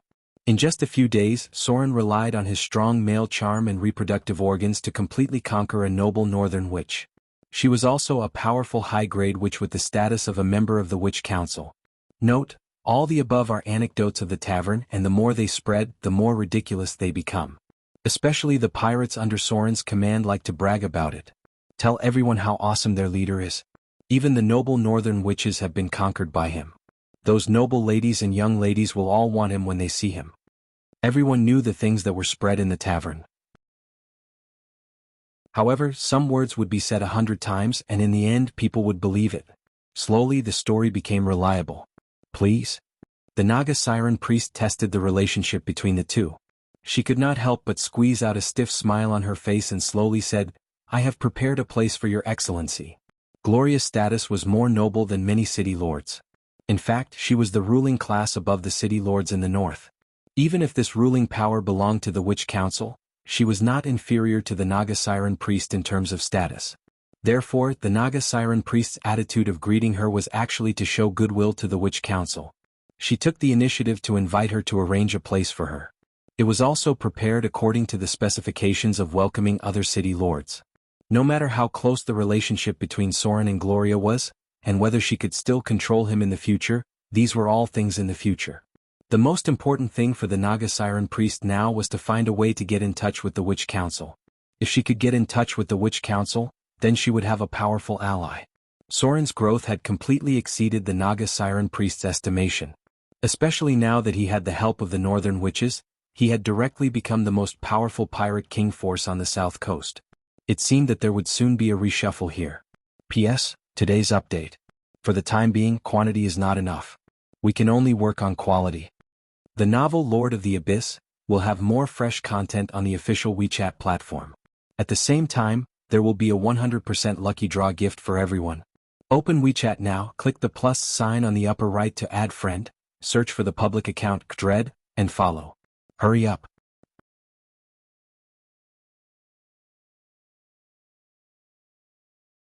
Chapter 334. The arrival of Gloria had made Soren even more powerful. No one could ignore a powerful high-grade witch, not to mention that she was also a member of the Witch Council and had her own territory. Information about Gloria could not be hidden from others. After all, she had ruled a city in the north for nearly 10 years. Gloria had reached the high grade 10 years ago, which level 15 or above, but she had only recently touched the threshold of a legendary witch, which level 18 or above. The higher the level of a wizard, the slower the speed of improvement.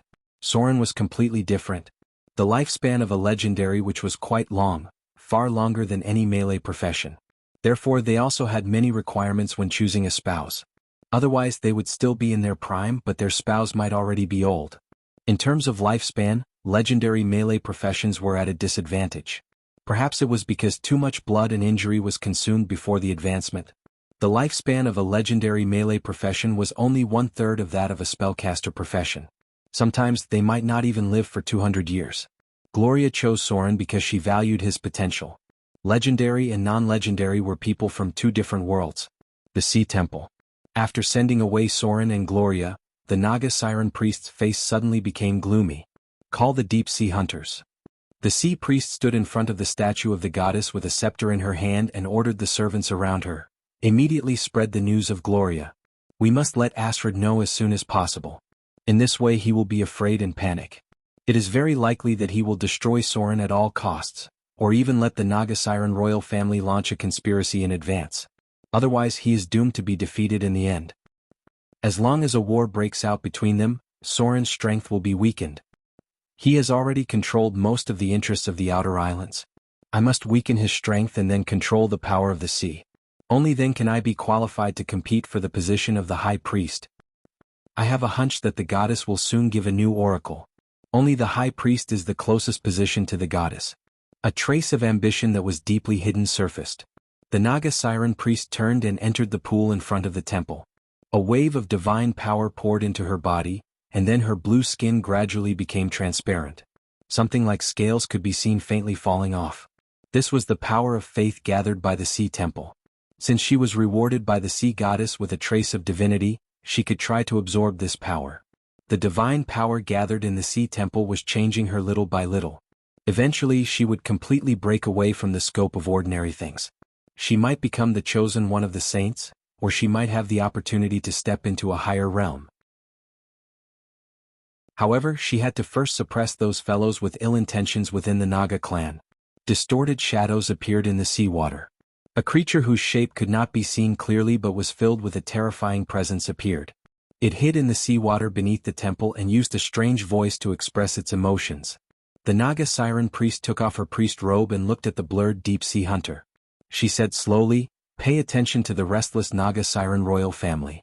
If there is any movement, immediately open the door of the abyss. Let the pet of the goddess grant them release."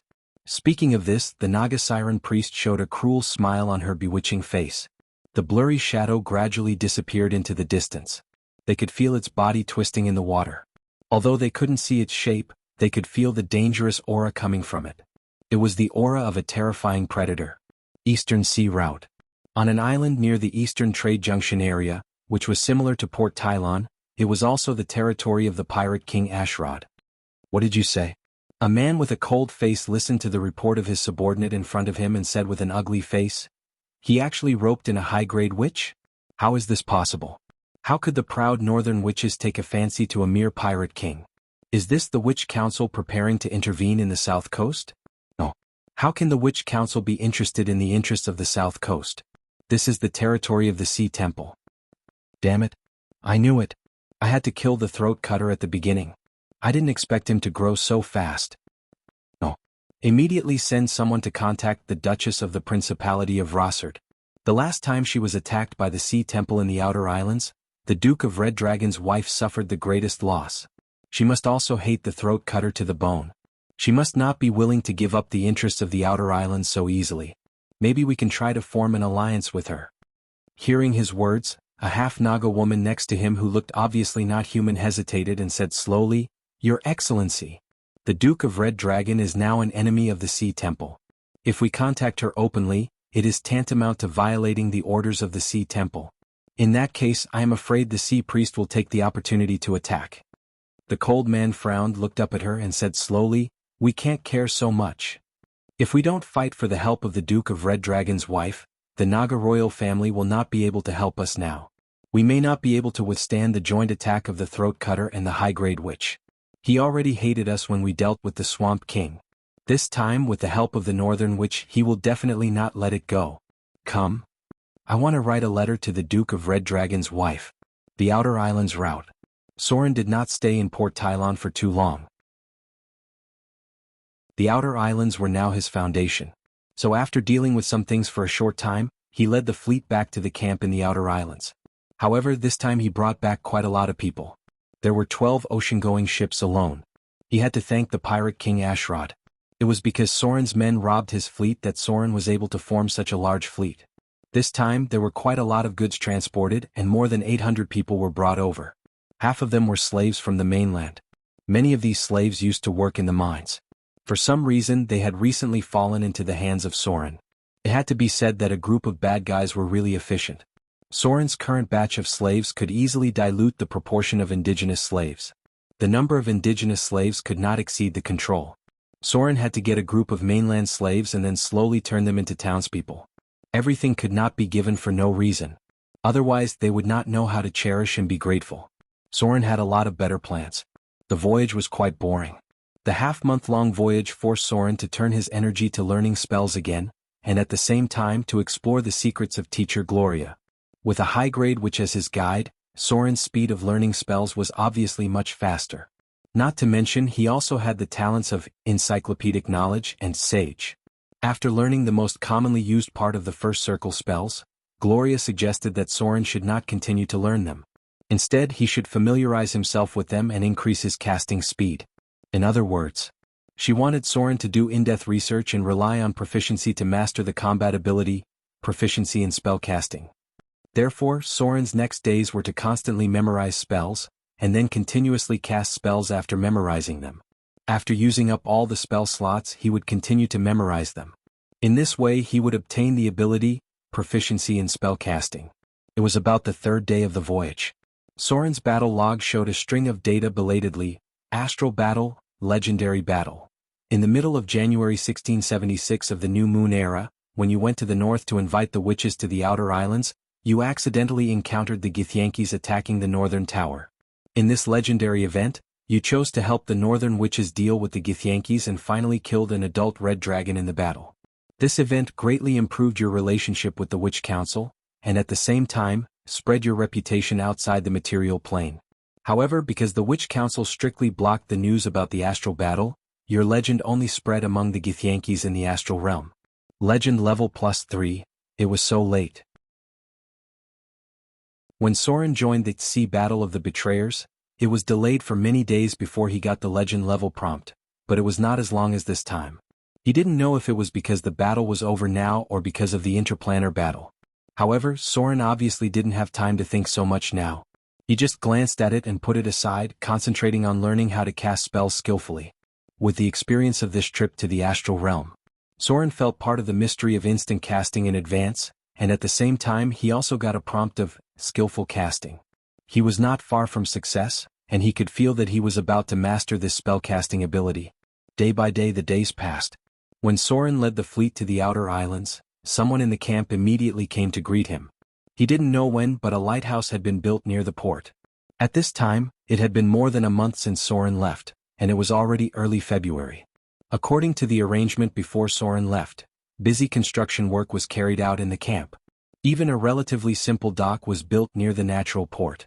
Then there was a 5-meter-wide paved road for transporting goods and passage, extending all the way to the east gate of the camp. The fleet began to be busy unloading, and a lot of materials needed to be moved down. Soren looked at the dock in front of him and walked down holding Gloria's hand. Before they set foot on land, Vivian in a white princess dress appeared in front of them. "Brother?" The little girl shouted happily, and then directly jumped into Soren's arms. P.S. The outline has been sorted out. Starting tomorrow, 2 chapters will be resumed. The time is 5 o'clock in the afternoon, and it will be updated automatically. Try to stabilize it. It's inevitable that writing a book will have ups and downs. I hope everyone can bear with it.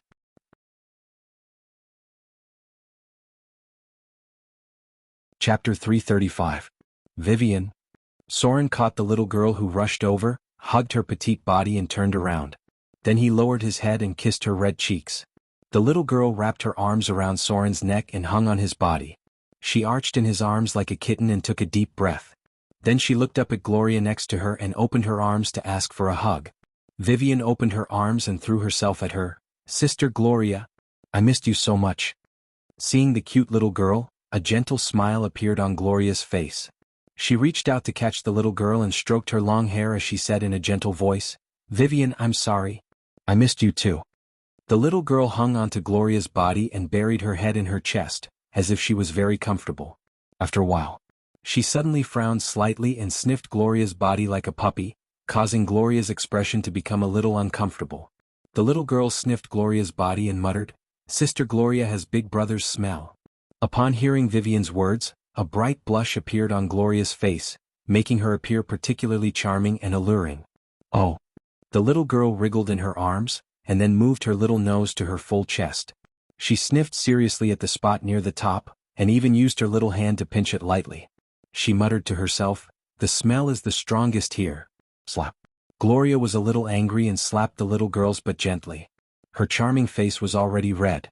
She held Vivian and walked forward with her head down. Even her earlobes were already red. Before leaving, she gave Soren a slightly reproachful look. As for Soren, he didn't blush at all. He only looked into the distance to hide his embarrassment. Since when did Vivian's nose become so powerful? She could even tell which part of his body he liked to play with. The little girl seemed to have understood something. After all, she grew up in the slums and was far more mature than other children of her age. She poked her head out and looked at Soren, then looked at the blushing Gloria. She stretched out her pink little finger and scratched her face, saying mischievously, "Shy. Sister Gloria, did you do something shameful with Big Brother?" Slap. "It hurts." The little girl pursed her lips and touched her, but that was slapped again. She didn't say anything else. But her big eyes rolled around a few times. No one knew what she was thinking. However, her expression was one of curiosity. After all, she was just a 9-year-old child. The little girl soon forgot about this matter. Then, she held Gloria's finger with her little white hand and led her around the camp. At the same time, her little face was still full of pride. She pulled Gloria forward and told her that the stone road was just completed the day before yesterday. She was the one who killed all the monsters nearby. The two of them walked for a while, and a fenced encampment appeared in front of them. Now it looked like it had the size of a town. Soren was slightly behind because he had to transport the goods. Vivian led Gloria forward and explained everything in a crisp voice. After all, she was also involved in the construction of the camp. At the same time, it was very different from when Soren left. First of all, the fences were much higher than before. It was now 3 stories thick. It wouldn't be easily knocked down by strong beasts. At the same time, it was convenient to increase the number of arrow towers. There were currently 16 arrow towers in the entire camp. In terms of scale, it was comparable to many medium-sized towns. The next step was to build a city wall. This was too time-consuming and costly. Soren had no plans to build a city wall at the moment. It was estimated that he might not need it for a year or 2. There was a row of guards at the east gate of the camp, but not all of them were lazy pirates. There were also drow warriors. Gloria couldn't help but reveal a surprised expression. Because Soren had some things to tell her, when she saw these drow warriors with cold expressions, even Gloria, who had always been calm, was slightly moved. She seemed to be a little shocked by the speed of Soren's development. It was not easy to subdue a drow. Miss? The drow warrior, who looked quite young, bowed his head slightly to the little Vivian. At the same time he turned his gaze to Gloria. He seemed to have seen a little bit of Gloria's strength. His expression was quite shocked. He bowed his head respectfully and said, "Welcome to the camp, Your Excellency the Witch." Drows were always a race that worshipped the strong. Gloria nodded slightly, then followed Vivian into the camp. She noticed that these drows were not afraid of the sun. It seemed that they were not pure drows but more like half-drows. Only half-drows could move so easily on the ground, and they seemed to have the blood of albino drows. She didn't know where Soren found these people. Such drows were very rare after the fall of the Dark Maiden. There were neat square roads in the camp. It was different from any town Gloria had seen before. As soon as she walked into the camp, she felt a strong visual impact. It was not because of the shocking buildings. Instead, everything here was very neat and tidy, more so than any city she had ever seen. The straight roads were divided into 4 areas, and the drainage canals on both sides were the same. All the houses were built in the same style. They looked very novel and tidy. She couldn't say that they were ingenious buildings, but the neat rows on both sides of the street were pleasing to the eye. With just a glance, Gloria liked this place a little more. She liked this neat and clean environment. There was no feces on the road. Even though there were a lot of people here, there was no foul smell in the air. Although the pirates were a little unrestrained, they obviously knew a lot of rules. When they saw Gloria, who was walking with Vivian, they all bowed slightly to show their respect. There was a blacksmith shop in the corner of the street, and the busiest and noisiest place was the 3 taverns. For the pirates, it was very uncomfortable to have no wine, but there were no common fights here. Because Soren specially set up a martial arts arena, any personal grievances must be solved in the arena. Duels between conflicts between pirates also required the presence of the leaders. Gloria saw a lot of slaves. However, they were different from the slaves in other places. Although they were dressed in rags, they were strong. Their faces were not sallow and thin. Some even looked rosy, which meant that they had more food. From the west gate, she could see carts of bricks and tiles being transported. There were also many areas that had been divided but had not been built yet. Many craftsmen were busy, and among them, there were even obvious oriental faces. Among the rather lazy pirates, there were some pirates with serious expressions who were responsible for patrolling. Gloria saw a trace of an army from them. Basically, in every patrol team there were drow warriors with serious faces. Their equipment and strength were extraordinary. Outside the south gate was a piece of land that was being reclaimed. Groups of indigenous slaves were working in the fields. The first deep plowing required more preparation, and there were fierce-looking pirate supervisors nearby. Quality fertilizer was needed here. Otherwise, the harvest of the first year of reclamation would be very poor, even if the soil here was quite fertile. Gloria silently watched everything in front of her. The more she looked, the more surprised she was because she knew how short Soren was to build all this. It could be said that if it were her, even with the help of the Witch Council, it would be impossible to reach the current scale in a short time, not to mention that there was already a vague prototype of a city here. It was hard to imagine. If Soren was given a period of time to develop, what kind of city could he finally build in the outer islands?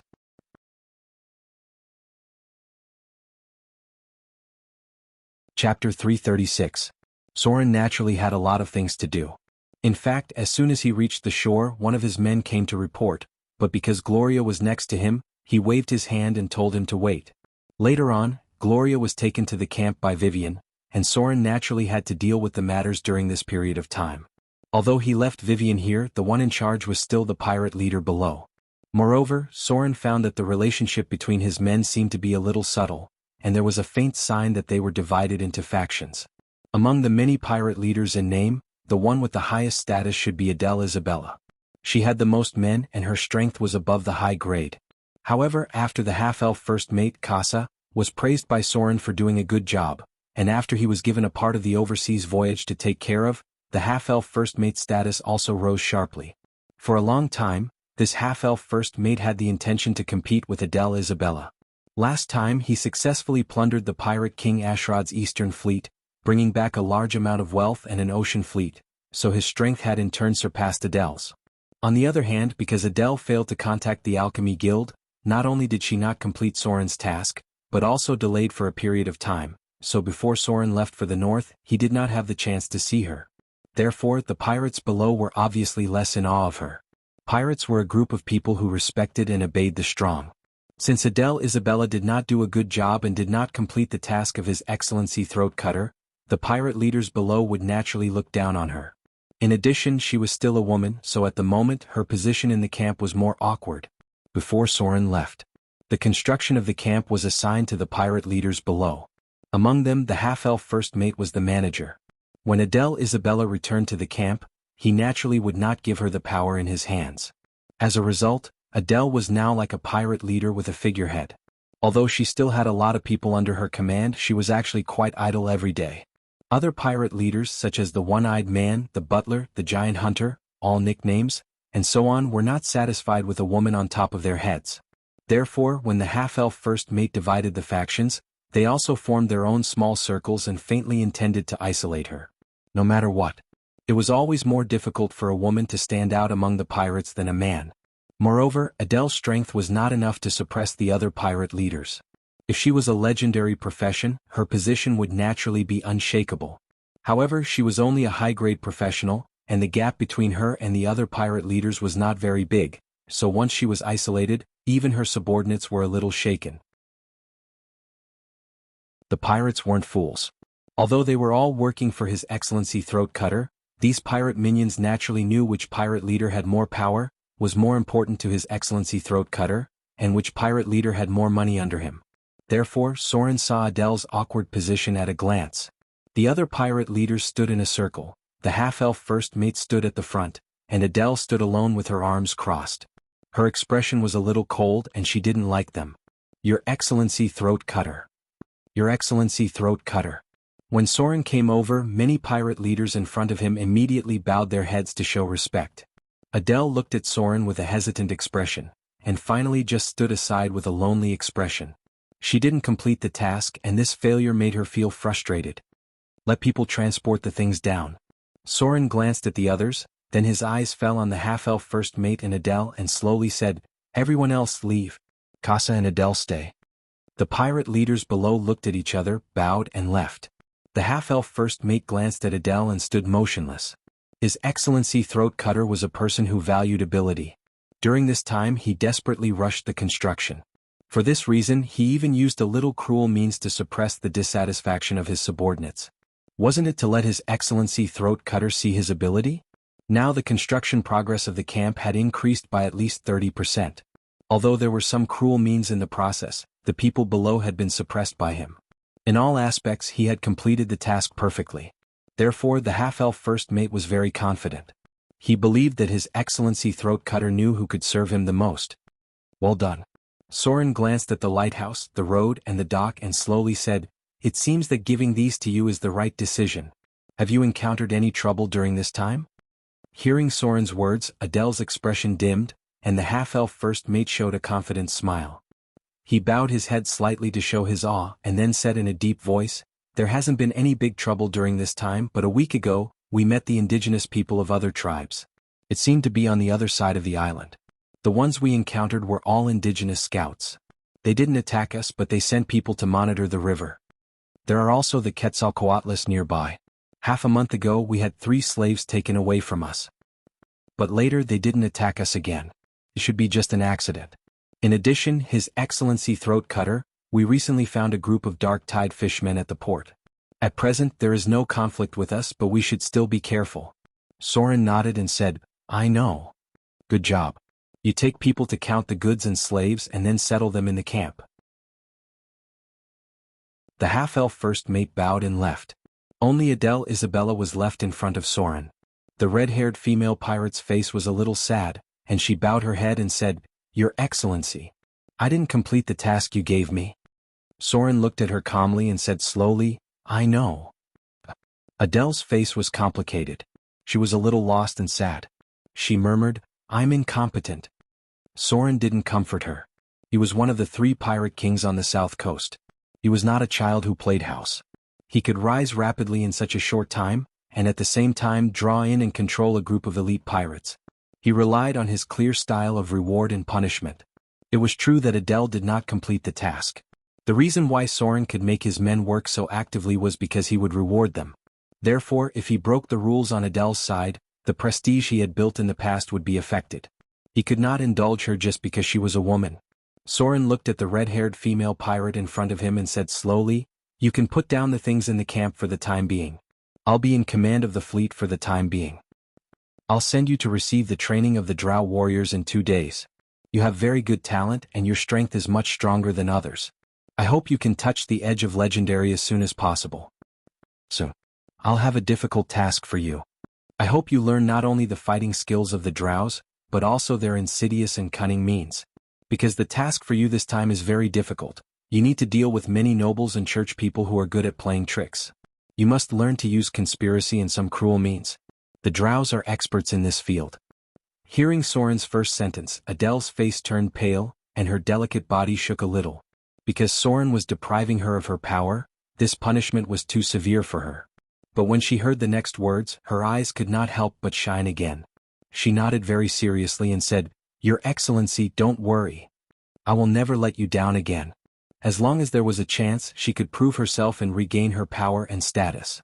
"Very good." Soren looked at her and nodded gently, "Go. I hope to see you enter the legendary realm one day." After that he turned and left. Adele Isabella stood in place and took a deep breath. She stared at Soren's back with a firm expression, and her hands could not help but clench into fists. She was unwilling. How could she be willing to be easily surpassed by a half-elf who was not as good as her? She had the blood of an Amazon flowing in her body. How could she admit defeat so easily? P.S. It will be automatically updated in the future. The time is 5 and 6 o'clock. 2 more.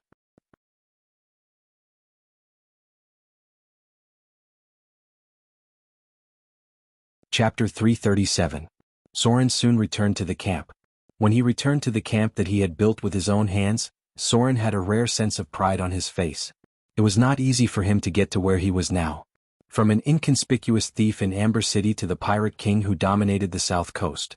He did not know how much blood he had lost and how many injuries he had suffered along the way, but it was all worth it. Especially after seeing the foundation he had built with his own hands, Soren felt a sense of satisfaction in his heart.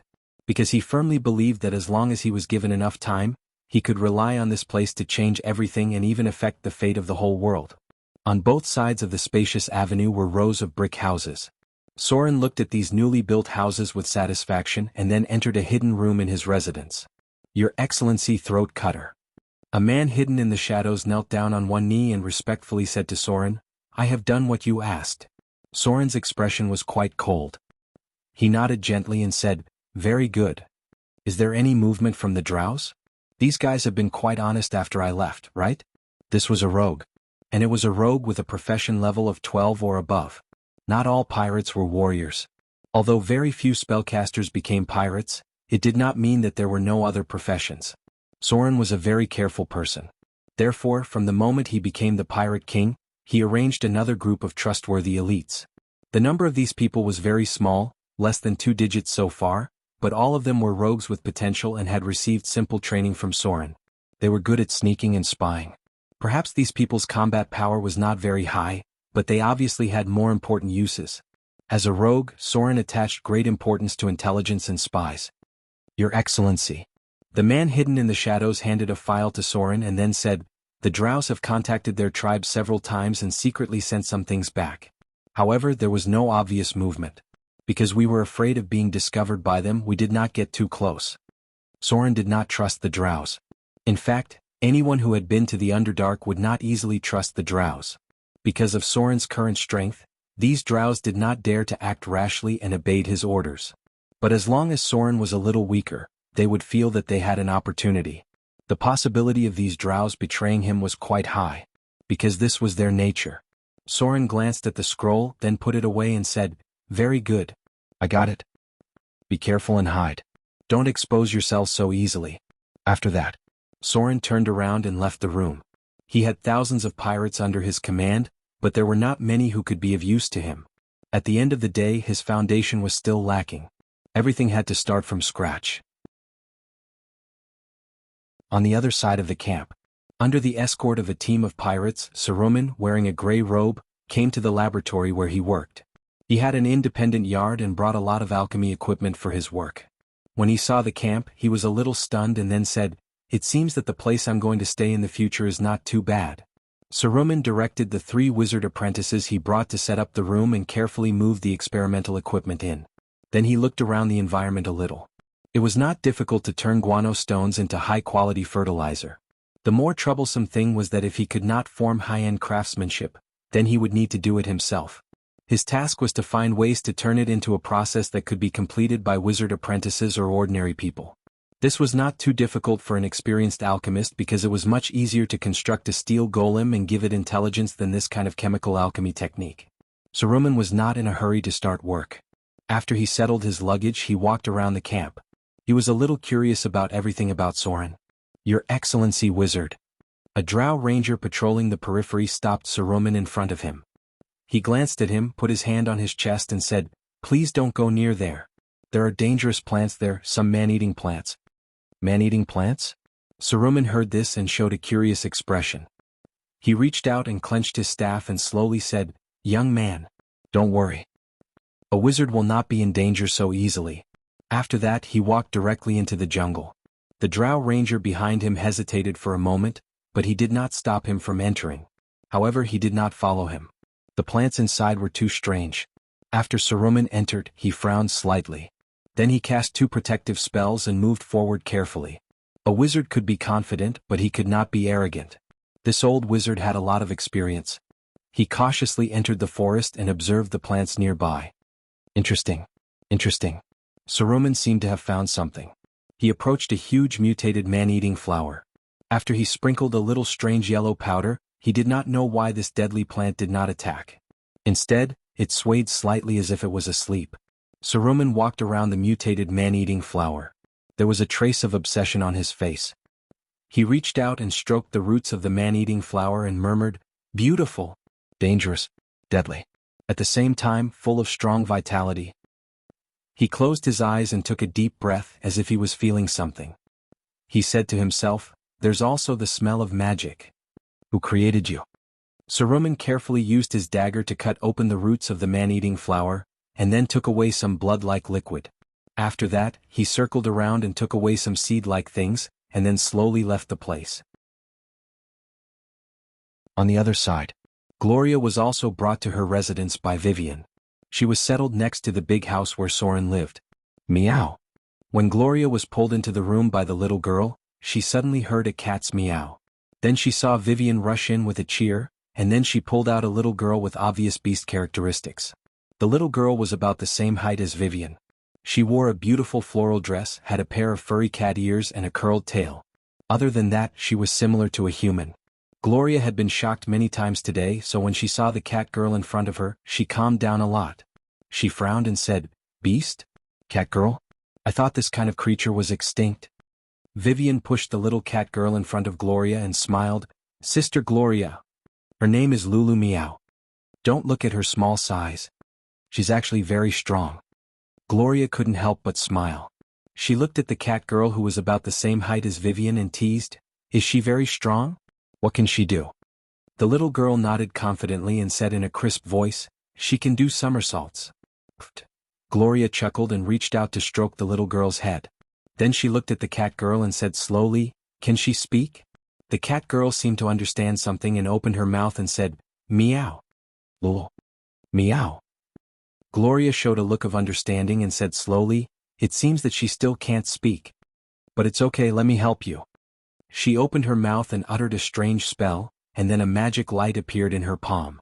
When Gloria pressed her palm on the cat girl's forehead, the other party's petite body trembled, and then her eyes became blank. This blankness lasted for about half a minute, and then her expression became clear. She opened her mouth and said like a child who had just learned to speak, "Lou. Lul. Sister. Ma. Master."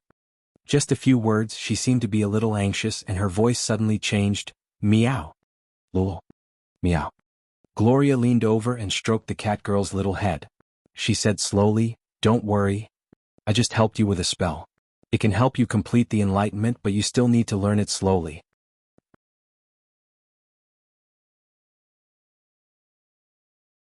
Chapter 338.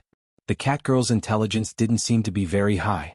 In fact, most creatures weren't very smart, but that didn't matter too much because they were born with the talent, beast intuition.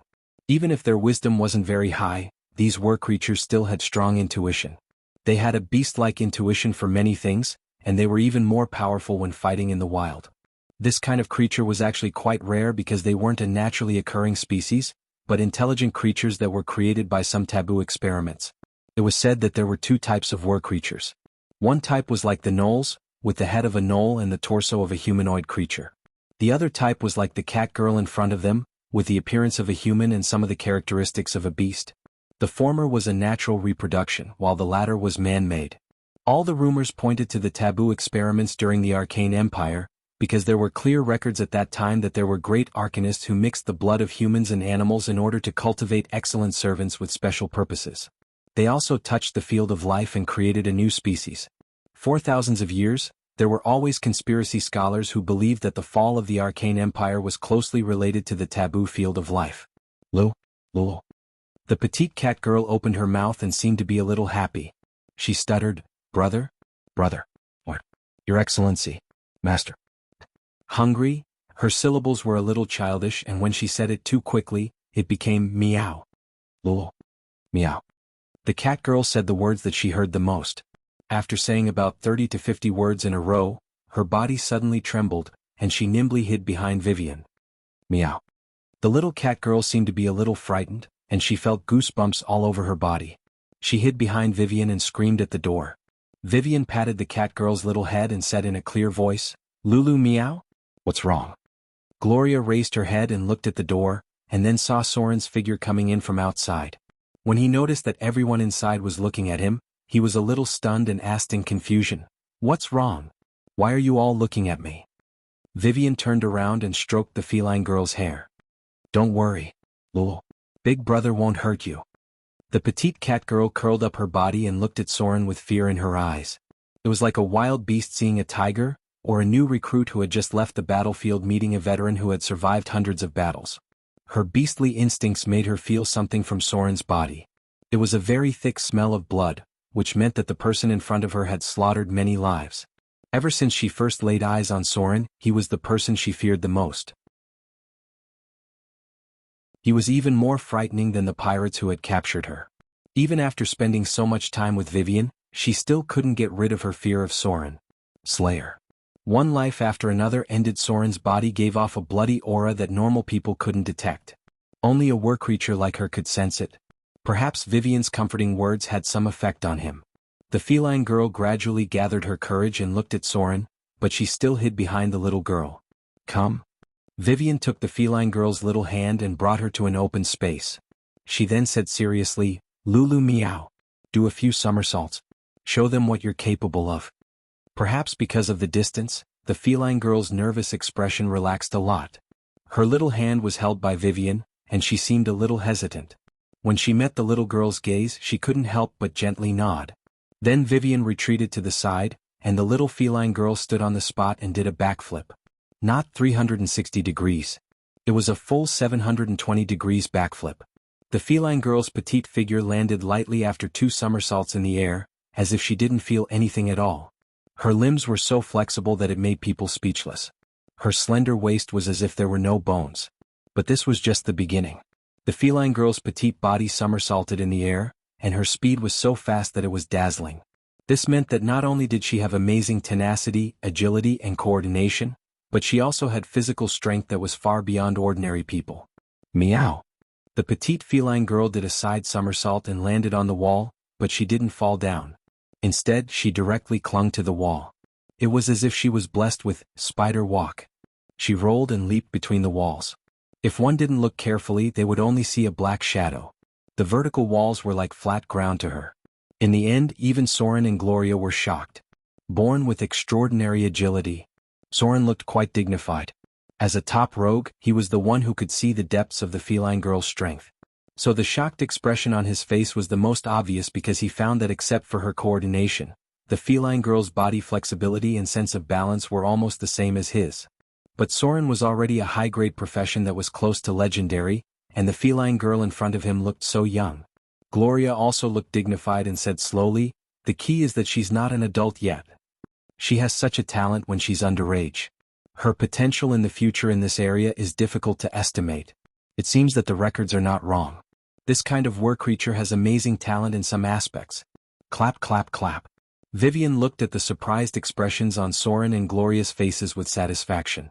She seemed to be quite happy.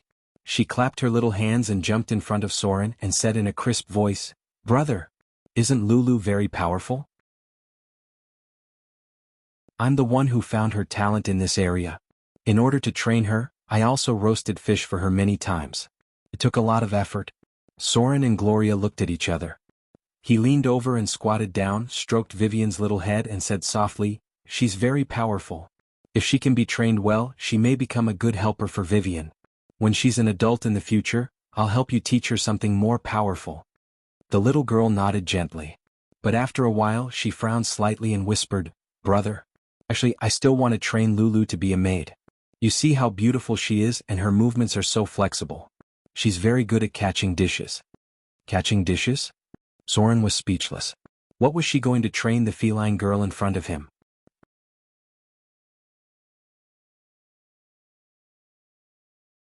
Chapter 339. A peaceful day passed by just like that. As March approached the outer islands, the storm season gradually arrived. On the second day after Soren's return, there was a heavy rain. Although there was no way to calculate the amount of rain, it was indeed very heavy.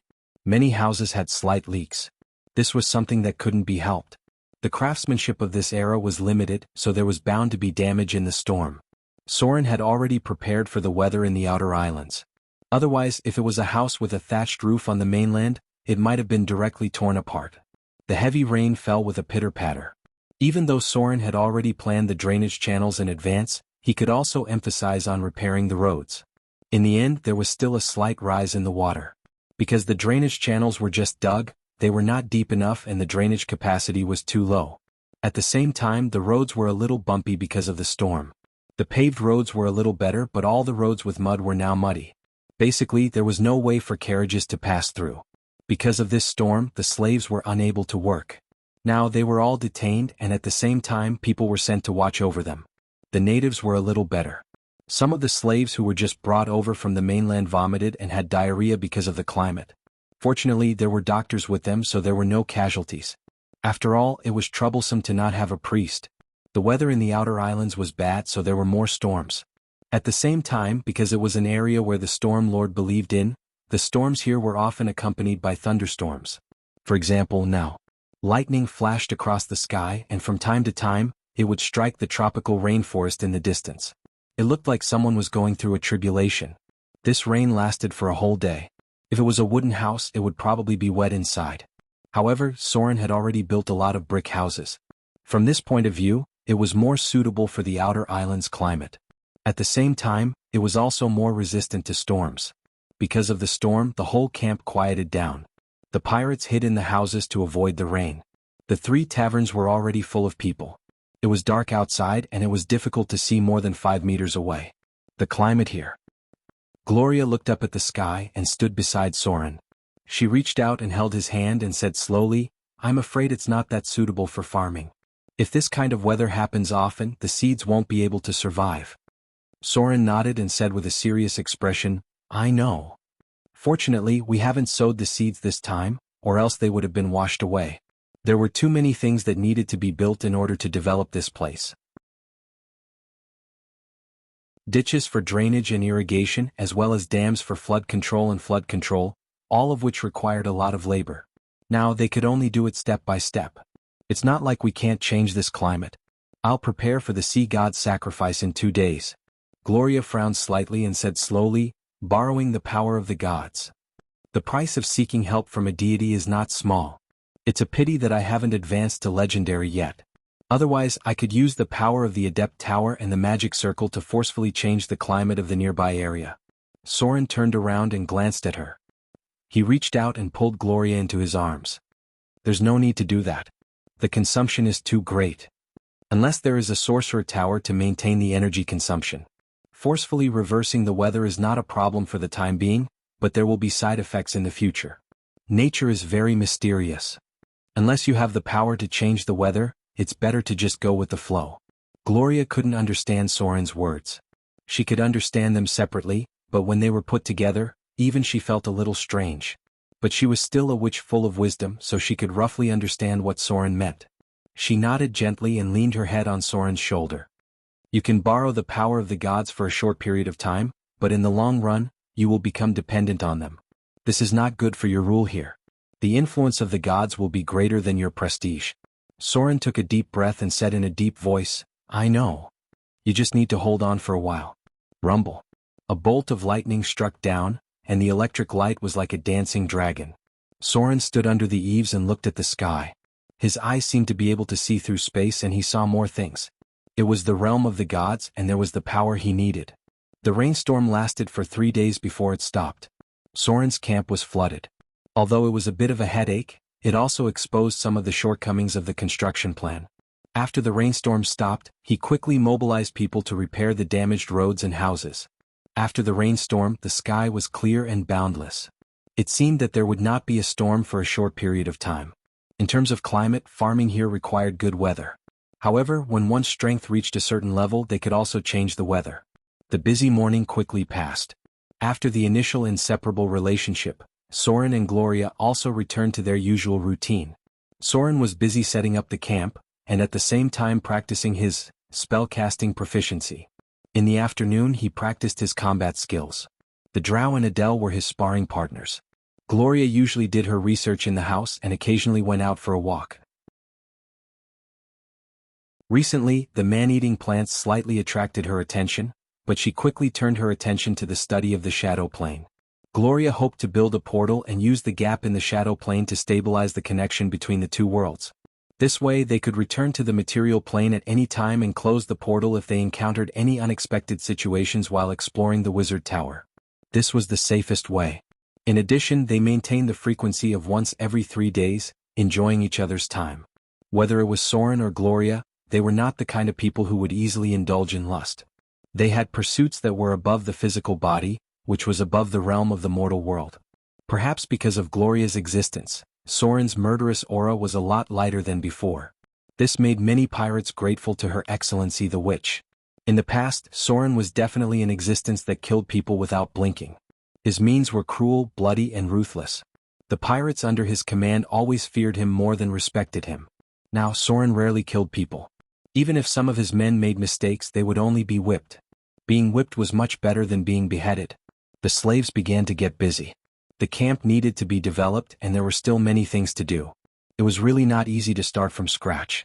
Sometimes even Soren felt tired. But it was all worth it because the foundation had been established here. Even the Drows, after seeing the growth of this place with their own eyes, gradually felt a little more recognition. There were even Drow warriors who proposed to move their tribe here. It was safer, more comfortable, and more convenient here. There was plenty of food, excellent equipment, and all kinds of daily necessities. But, because there were still some among the Drows who were worried that Soren would turn from cooperation to annexation and eat up the entire Drows, the female Drows in the tribe were quite opposed to this. Soren was not in a hurry. He was ready to leave this to time. If they still didn't understand when the time came, then don't blame Soren for using some cruel means. A large area of wasteland had been reclaimed in the south of the camp, but it hadn't been sown yet. It would probably be around March. The burning of bricks and building of houses was still in full swing. Soren's initial plan was nearly 500 houses, enough to settle all of his men, and even a small number of slaves. The wizard Saruman had begun to study how to turn the guano stones into high-quality fertilizer. It was estimated that there would be results in about a month or so. At that time it was almost time to start sowing the fields, and the slaves from the continent had mastered the deep plowing. The farming here must be done carefully. Recently, Soren learned from his men that Saruman was very interested in the man-eating plants, which aroused his curiosity.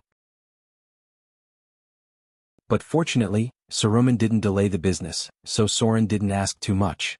In the afternoon, Soren was practicing the white raven sword style in the training ground. Just as he finished fighting with Adele, suddenly the slaves and pirates shouted in the distance. Bang! Soren seemed to have heard something, and his figure immediately flew out and rushed in the direction of the cultivated land. One after another, vigorous figures rose from the ground. Soren's pirate leaders ran out one after another.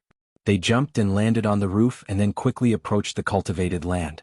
They had already felt a sense of belonging to a faction that was thriving and growing stronger. Close to 10 pirate leaders with strength around grade 4 quickly approached, and then they jumped over the fence and rushed to the cultivated land. Of course, the one at the front was Soren. As his figure gradually approached, he immediately saw 2 huge Quetzalcoatlus in front of him. They flapped their dragon wings and swooped down from the sky, and their huge dragon claws instantly pierced through the 2 native slaves. In the midst of the dying screams, the Quetzalcoatlus grabbed their prey like an eagle and flew away. "You're courting death." Soren's face was gloomy. When he saw the Quetzalcoatlus killing his slaves in front of him, a trace of anger and killing intent immediately emerged in his heart. Swoosh, swoosh, swoosh, swoosh, swoosh. Soren's elven war bow appeared in his hand. After the distance was within range, he shot a series of arrows. Most of them hit the Quetzalcoatlus, but most of them hit the wings of the Quetzalcoatlus. The Quetzalcoatlus let out a cry and its body shook a little, but it still flew further and further away. Trying to run? Soren expressionlessly chanted a spell, and his figure directly rose into the air. Fly. His figure flew into the sky, and at the same time, in an instant, he put another arrow on the bow and aimed at the abdomen of the Quetzalcoatlus. P.S. There's another chapter for today. After writing this chapter, I feel much more realistic. It's a feeling of inspiration coming back.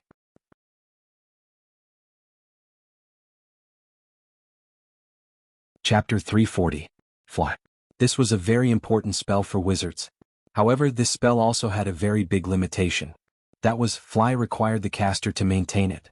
It was not realistic to fly in the sky and bombard the enemy because it required abilities that were quite difficult to master. Even fighter jets needed to fly back and forth to attack continuously. If wizards wanted to cast spells while flying, they naturally had higher requirements for abilities.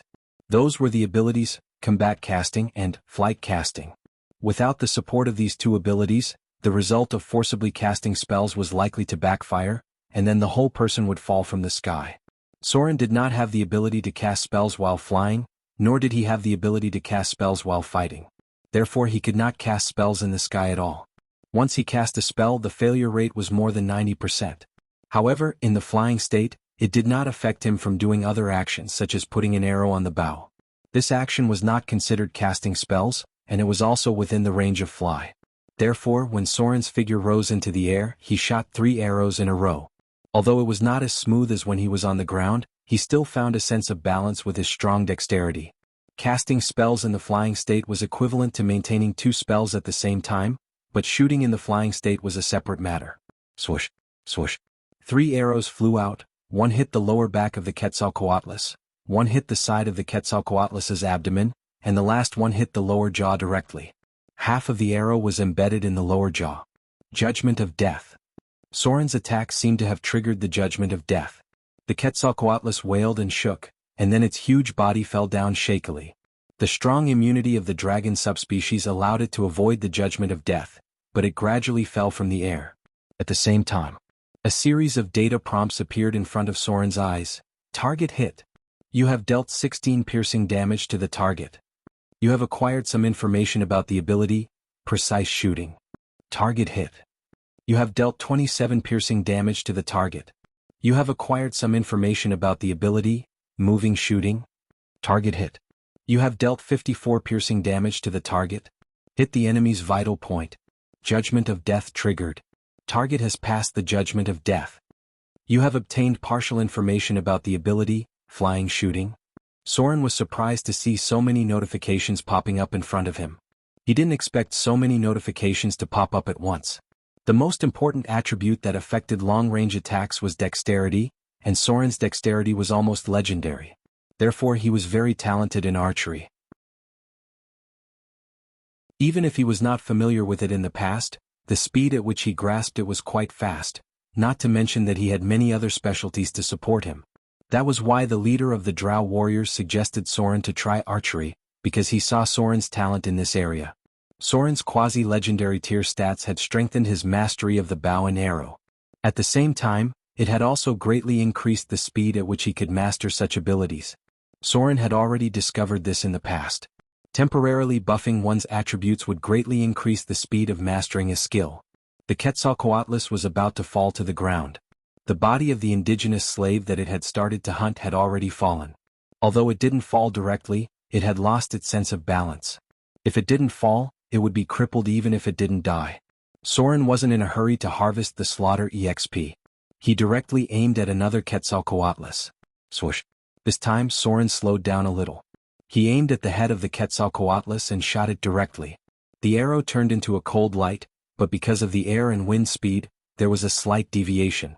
It shot under the neck of the Quetzalcoatlus and did not hit the vital part of the head. The notification didn't appear. The first notification was the easiest to obtain. The difficulty of obtaining the next two notifications would gradually increase. These required time to accumulate. Brr. There was a scream. The Quetzalcoatlus let go of the corpse under its claws, then flapped its wings and accelerated, flying directly toward the distant mountains. It was scared. Even monsters would be scared, especially when their own kind fell in such a short time. Swoosh, swoosh. Soren shot continuously and shot all the arrows in one breath. Unfortunately, the power of the bow and arrow was greatly reduced after the distance was drawn. Only some of the arrows hit the dragon's wings.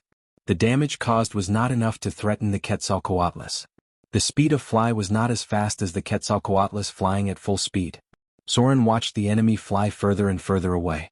In the end, he could only land helplessly. It was much more convenient to fly in the sky with wings. The dragon was still the overlord of the sky. No one would fight with the dragon in the air. Patter. Soren landed gently on the ground. Behind him came the cheers of his subordinates and the sound of other pirate leaders approaching. He rushed directly to the Quetzalcoatlus that fell in front of him. Even if it fell from such a high altitude, it still maintained its body. After landing, it didn't directly die, but there were traces of fractures in its legs and abdomen. Not far away was the body of the indigenous slave. Its abdomen was directly pierced through by the dragon's claws, and a large part of its intestines spilled out. Soren's expression was cold. He frowned and approached. Then he slashed at the Quetzalcoatlus's head. Poochie. Blood splattered out of the wound. Soren cut off the Quetzalcoatlus's head, then frowned and looked at the mountain in the distance. Your Excellency. The half-elf first mate and the red-haired female pirate approached. When they saw Soren, they bowed slightly. The half-elf first mate said, "It was these two Quetzalcoatlus that attacked the slaves. One of them had a scar on its tail. I remember it very clearly." Quetzalcoatlus. A dragon subspecies with a challenge rating of 8 to 12, a monster level between 15 to 18, and a small number of special bloodlines could reach the legendary level.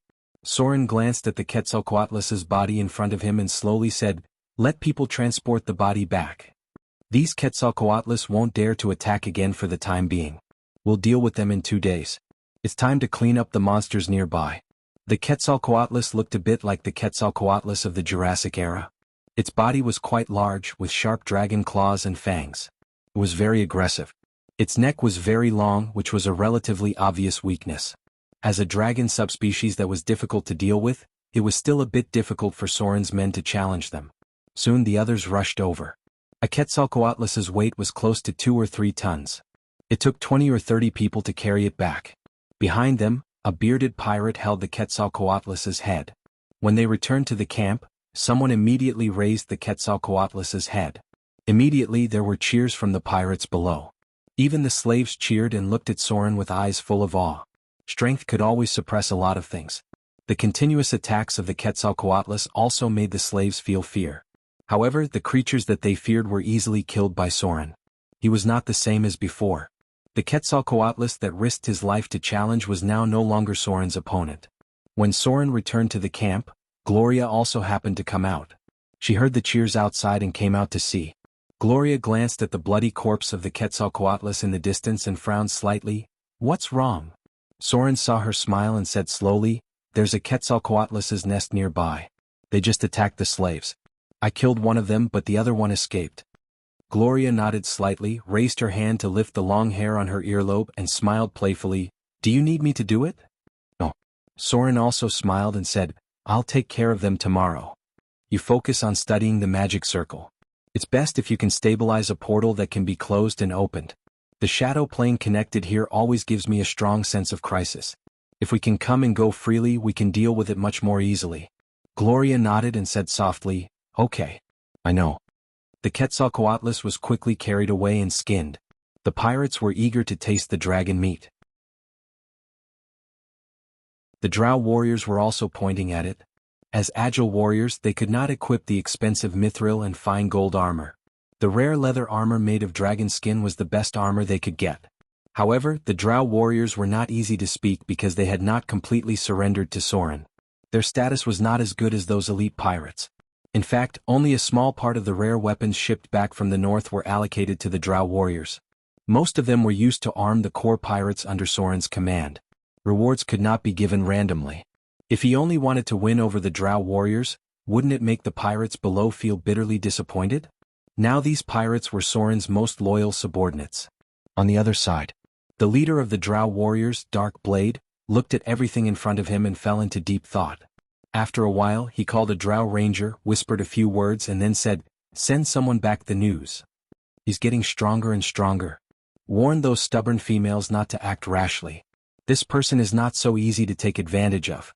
They only want to use his strength to strengthen their tribe, but they don't think that the one feeding them is a tiger." Proud female drow. These female elves who ruled the Underdark and had a status far higher than that of males, had not fully recognized Soren's identity until now. For Dark Blade, this was a very dangerous thing. This was because he knew very well how dangerous this throat cutter was and how cruel his methods were. He was worried about what terrible things would happen when Soren's patience ran out.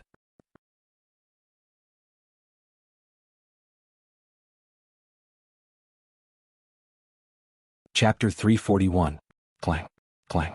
The whistling sound of the wind was accompanied by the sound of weapons clashing. Then Gloria's playful voice rang out, "That's it? So you're such a useless man. Where are your spells? How could it be interrupted so easily? Weren't you so smug last night? Why aren't you showing your male chauvinism now? Come on. Attack me with spells. You're as soft as a woman now. What happened to last night's bravery? Could it be that your legs have gone soft?" Clang, clang. Gloria was wearing a tight white dress. She was as beautiful as a blooming snow lotus, but her attacks were unusually fierce. It was as if she had been buffed with draconic strength. She swung her heavy staff and swept it at Soren's vitals. As a northern witch who was close to legendary, she was not without the slightest melee ability. On the contrary, the high-grade wizards in this world had received melee training. It could be said that even if she didn't use magic, her melee combat was equivalent to that of a second-tier warrior. "Come on." Gloria's charming face blushed slightly. Perhaps it was because of the physical exhaustion, or perhaps it was because she was a little excited by what she had said. She said in a mocking tone, "Is that all you can do? Or do you only know how to play the hero on top of women at night? Are you so easily distracted and interrupted in battle?" Her full breasts bounced up and down along with her vigorous movements, creating a very attractive arc clang. Gloria executed a beautiful spinning sweep, forcing Soren to take a step back. At the same time, she leaped up and swung her staff at Soren's head. Ah! Soren took a deep breath. There was an indescribable expression on his face. In any case, he looked quite depressed. From the beginning to the end, he only defended and did not attack, so he was forced into a difficult situation by Gloria's unrestrained attacks. There were a few times when he had the time to cast a spell, but it was immediately interrupted by his opponent's ferocious attacks. After blocking and dodging 2 rounds of attacks, Soren finally found the opportunity to fire 2 arcane missiles back. They couldn't even break through Gloria's defensive energy field. The result of the battle made Soren feel a little frustrated. It was as if he was being suppressed. Clang, clang.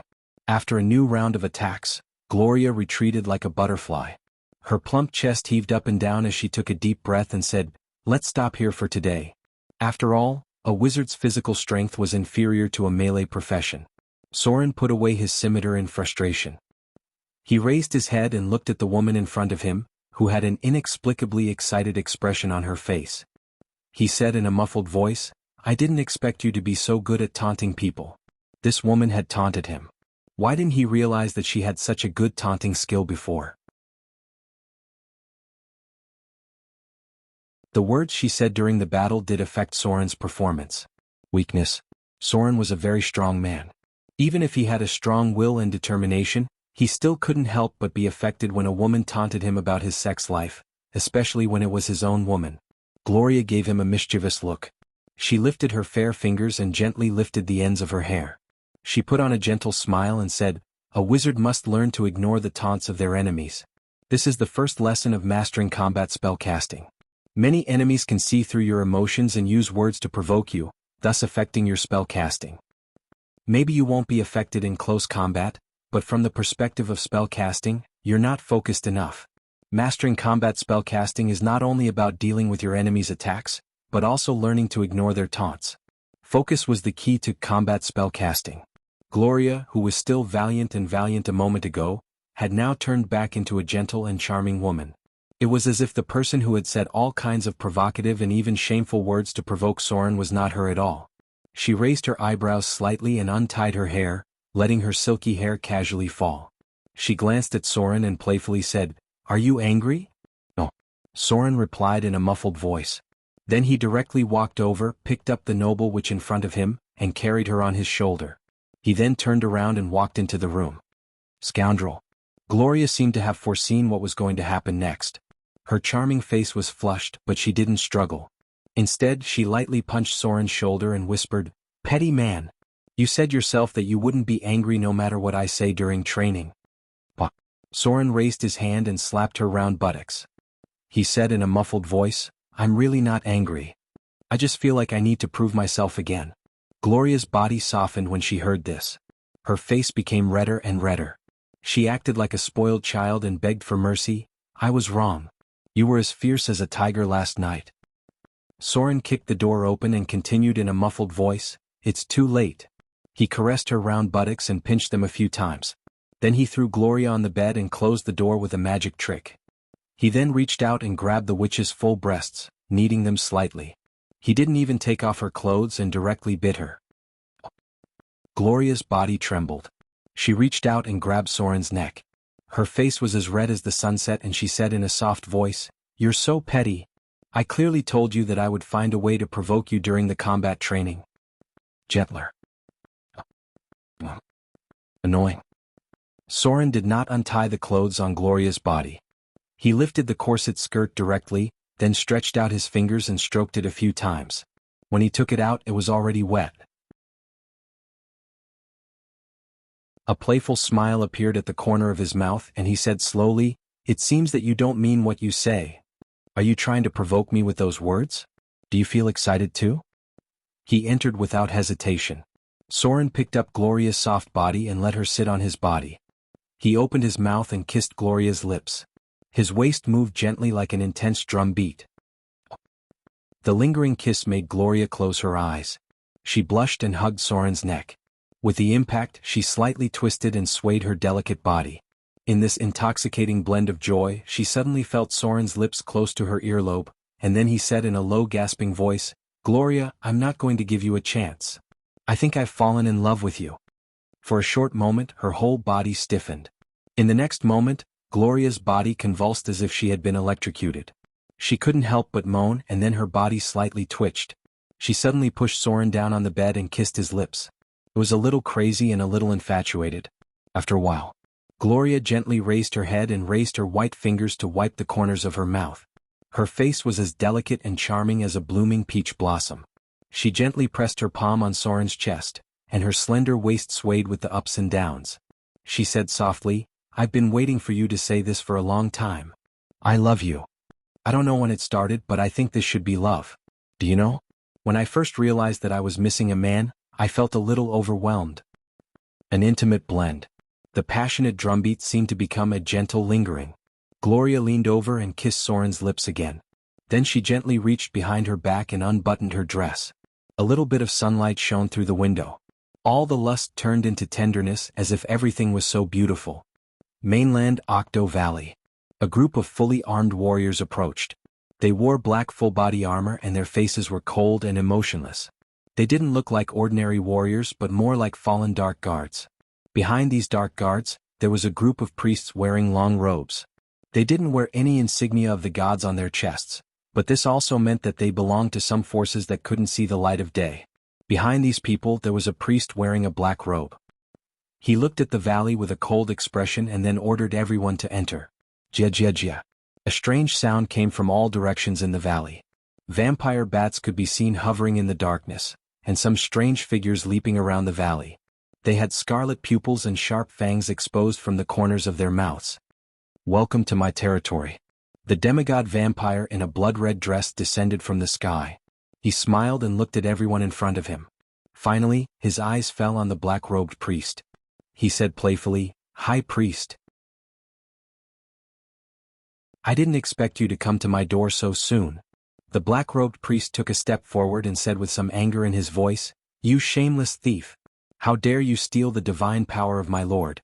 Today I'm going to take you back." "Is that so?" The handsome face of the demigod vampire showed a mocking smile. He raised his hand and snapped his fingers. A large group of vampire servants suddenly appeared around him. The black-robed priest didn't have the slightest fear on his face. He looked around contemptuously and said in a deep voice, "Do you think this group of trash can help you defeat me? You're too naive." There was a short silence. Then another thin figure appeared. He stood alone at the exit of the valley. It was as if he had isolated the nearby space, bringing an evil shadow and melody to this place. The Hellpemer played with the magic flute at his fingertips, looked up and smiled. "What if I join in?" The black-robed priest's face changed instantly.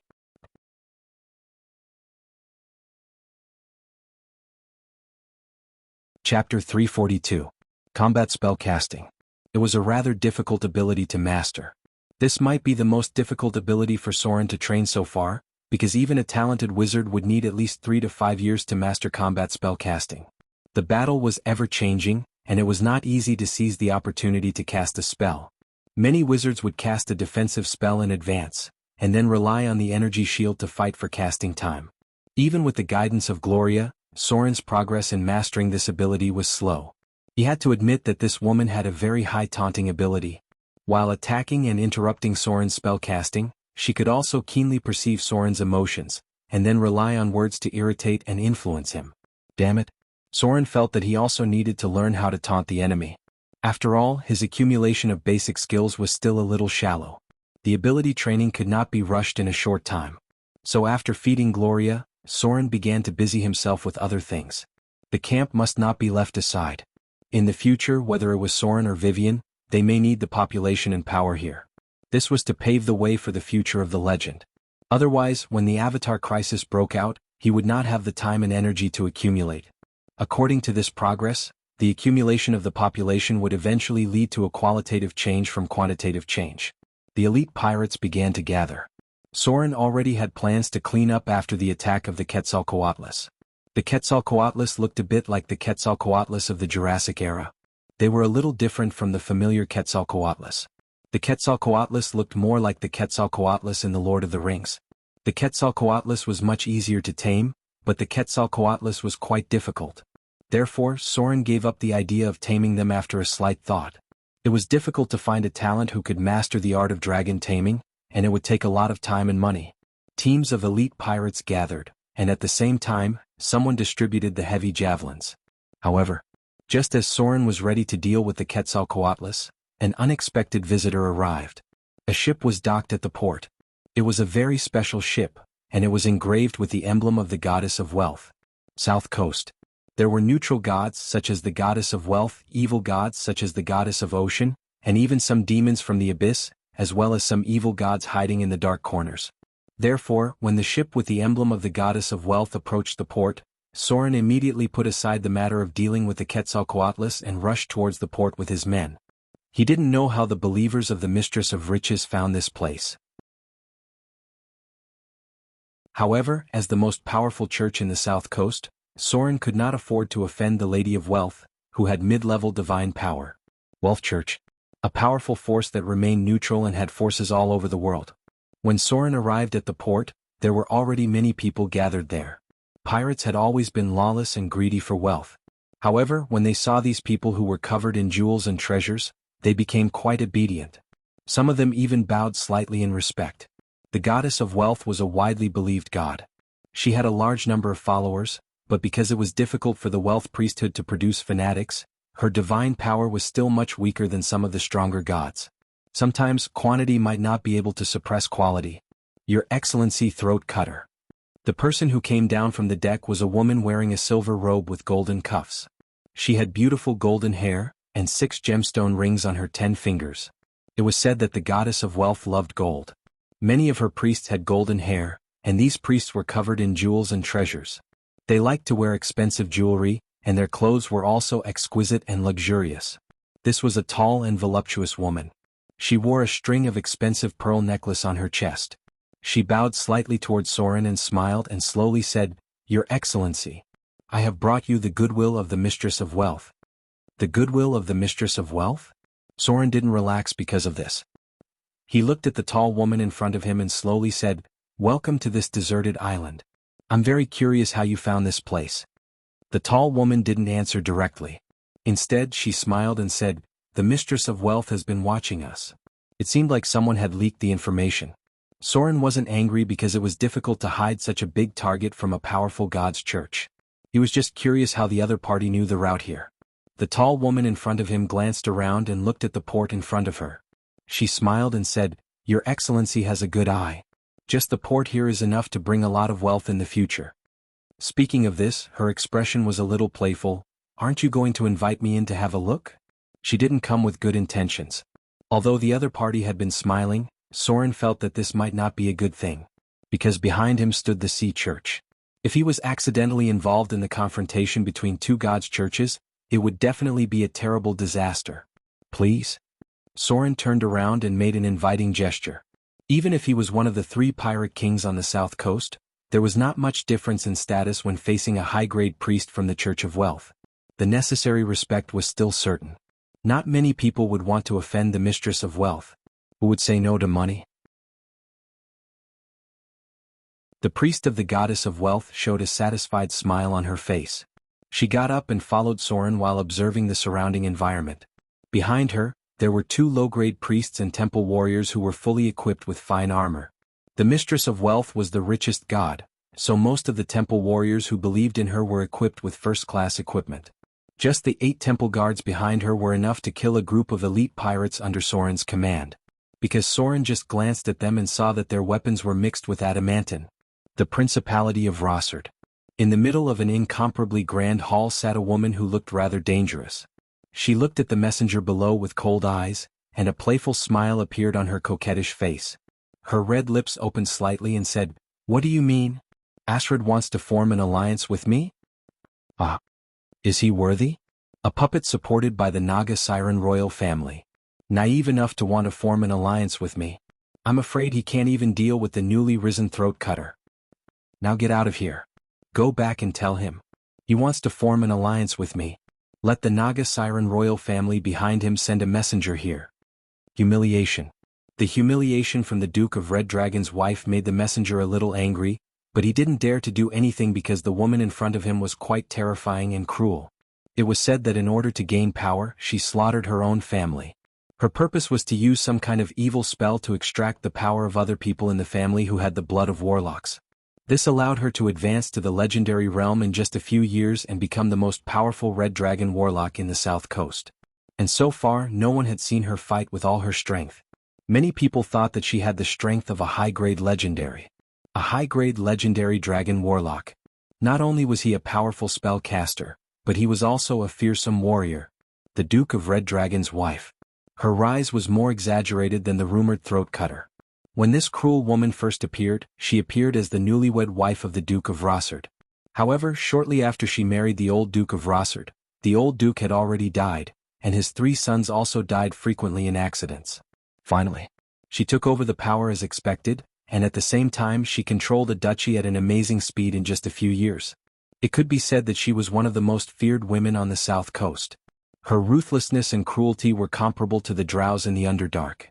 Almost anyone who dealt with her was very cautious because if they were not careful, they might be doomed eternally. The messenger slowly withdrew from the hall. Before leaving, he took a deep look at the woman on the throne, then turned and left.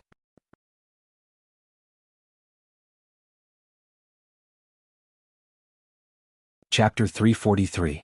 On the way to the camp, the priests of the Goddess of Wealth had been observing the place. These people who believed in the Goddess of Wealth had keen insight, especially when it came to the grasp of wealth and business opportunities. Soren didn't know much about the Goddess of Wealth because she was usually a very low-key god. Even when the new goddess of wealth replaced the old goddess of wealth, people only discovered it hundreds of years later. The reason for this discovery was because the goddess of wealth had upgraded from a lesser divine power to a medium divine power, and at the same time, changed the position of her original clergy. In the past, the goddess of wealth was the goddess of trade and wealth, and now the goddess of wealth was the goddess of trade and wealth. A change in position meant that the amount of godly power she could control had increased by several times. The goddess of wealth, who used to have trade as her core clergy, had a huge fluctuation in her divine power. Once the war affected trade, her power began to be affected because there was basically no way to trade in that kind of situation, and naturally, there was no way to increase her divine power. But as wealth became the core of this lady's clergy, her divine power gradually stabilized, and because the Temple of Wealth became something like a bank, she maintained a strong divine power almost all the time, and because of this she also touched the protection domain of money. Wealth, trade, money and protection. This new successor of the goddess of wealth was only discovered by others at this time. She had already replaced the old goddess of wealth. From then on, the power of the goddess of wealth became a first-class force on the continent, and it occupied an important position in the game of the gods' churches. When Soren first heard of this knowledge, he was also quite surprised, because he didn't think that just by changing the position of her clergy, it could cause such a big change, and let a god who was already on the verge of decline rush to the realm of great divine power in one breath. If it wasn't for the goddess of wealth's strong control of trade, and because the continent's trade was not developed enough, it was very likely that she would be the first god to enter the realm of great divine power in hundreds of years. There were neat rows of brick houses, straight drainage ditches. The layout of the streets was simple and clear, with shops, taverns and blacksmiths, and specially built public toilets. It was not dirty and messy like other towns, and there wasn't even any garbage on the road. Everything here was clean and tidy, and because of this, others even thought that Soren had a slight obsession with cleanliness. "Your Excellency really surprises me." The priest of the Lady of Riches, who was decked in jewels, looked around. She could not help but reveal a thoughtful expression. Then she slowly said, "This place is full of vitality and vitality. That is the aura of wealth. Such a town. As long as there was a stable order, it would soon attract many merchants." The overseas trade was now in the hands of Soren. Port Tylon and the town that was being built in front of them were 2 points. They controlled the direction of the overseas trade route. As long as Soren was willing to open up a little, he could attract a large number of adventurous businessmen. Trade was exactly what the Lady of Wealth needed. It could expand her faith and strengthen her power. The decline of the City of Wealth temporarily affected trade. There was no way to recover from the chaos that happened before in a short period of time. This was also the reason why she came here. "Please?" Soren raised his hand and made an inviting gesture, then turned around and entered the hall. Just as the priest of the Lady of Wealth sat down, Gloria, who was wearing a black witch robe, also appeared in the hall. She glanced at Soren slightly and then nodded gently. "Your Excellency." The priest of the Mistress of Wealth stood up and bowed slightly to Gloria to show her respect. As a representative from the Church of Wealth, she was well aware of Gloria's identity and status, as well as her influence in the Witch Council. She even knew that Gloria had been promoted and rewarded by the Witch Council because she had touched the realm of the legendary witches. Gloria smiled and nodded in response. She reached out and made an inviting gesture as if she was the hostess here. She smiled and said, "Welcome, messenger of the Mistress of Wealth. Your arrival brings light to our humble dwelling." Everyone took their seats. The priest of the Mistress of Wealth glanced at the others, got up and smiled, "Just call me Gold. In fact, I did bring the goodwill of the Mistress of Wealth here." Gold? It was a strange monosyllabic name. The priest named Gold in front of him walked to the center of the hall and slowly said, "It seems that Your Excellency intends to develop this place into a city. I have to admit that Your Excellency has a unique vision. However, if you want to develop the remote outer islands, it will require a considerable amount of manpower and financial resources. As far as I know, although Your Excellency has a close relationship with the Sea Temple, they have not provided any help. On the contrary, a large part of Your Excellency's trade from the outer islands has to be handed over to them." Gold, who was dressed in jewelry, smiled slightly. Her delicate face was full of confidence. She took out a golden card and said seriously, "This is a divine power gold card of the Temple of Wealth. As long as you hold it, you can withdraw 100,000 Kindler from any Temple of Wealth on the continent at any time." She handed the gold card to Soren and smiled confidently, This is just a gift from us to your excellency. Please don't refuse.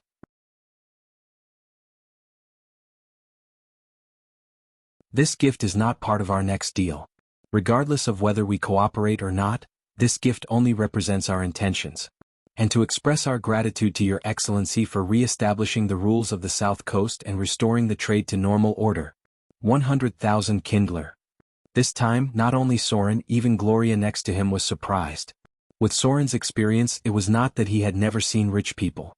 He had been in contact with a lot of the royal family, churches and so on.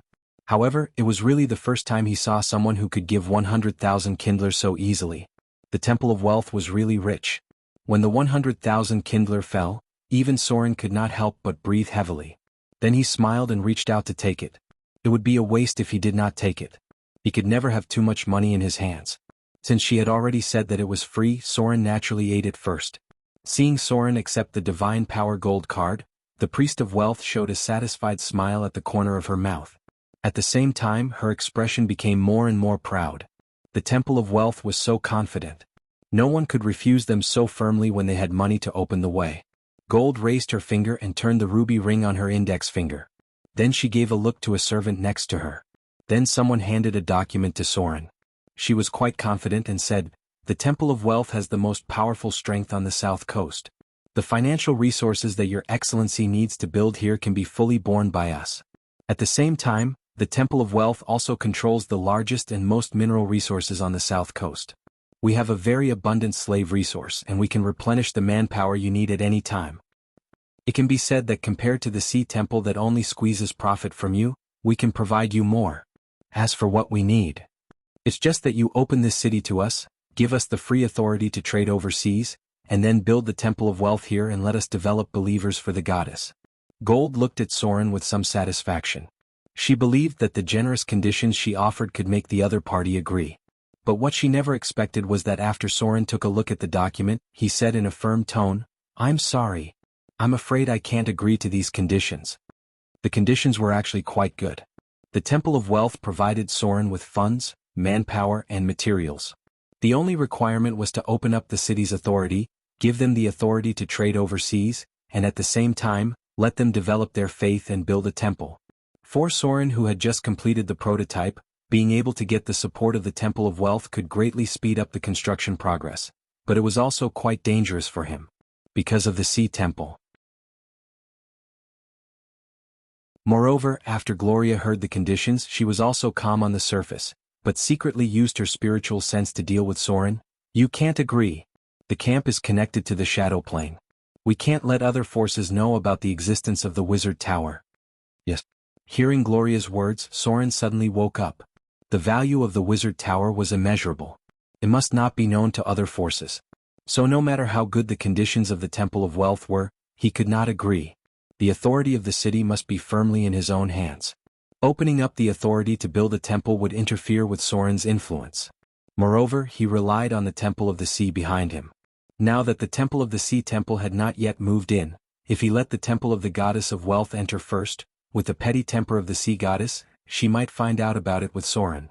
Kim's face was full of astonishment. She did not expect Soren to refuse so firmly. Soren also did not want to be too stiff with the Temple of Wealth, not to mention that they had just given him 100,000 Kindler. So he pondered for a moment and slowly said, "But as my goodwill, I'm willing to open up some of the authority to free trade to the Temple of Wealth.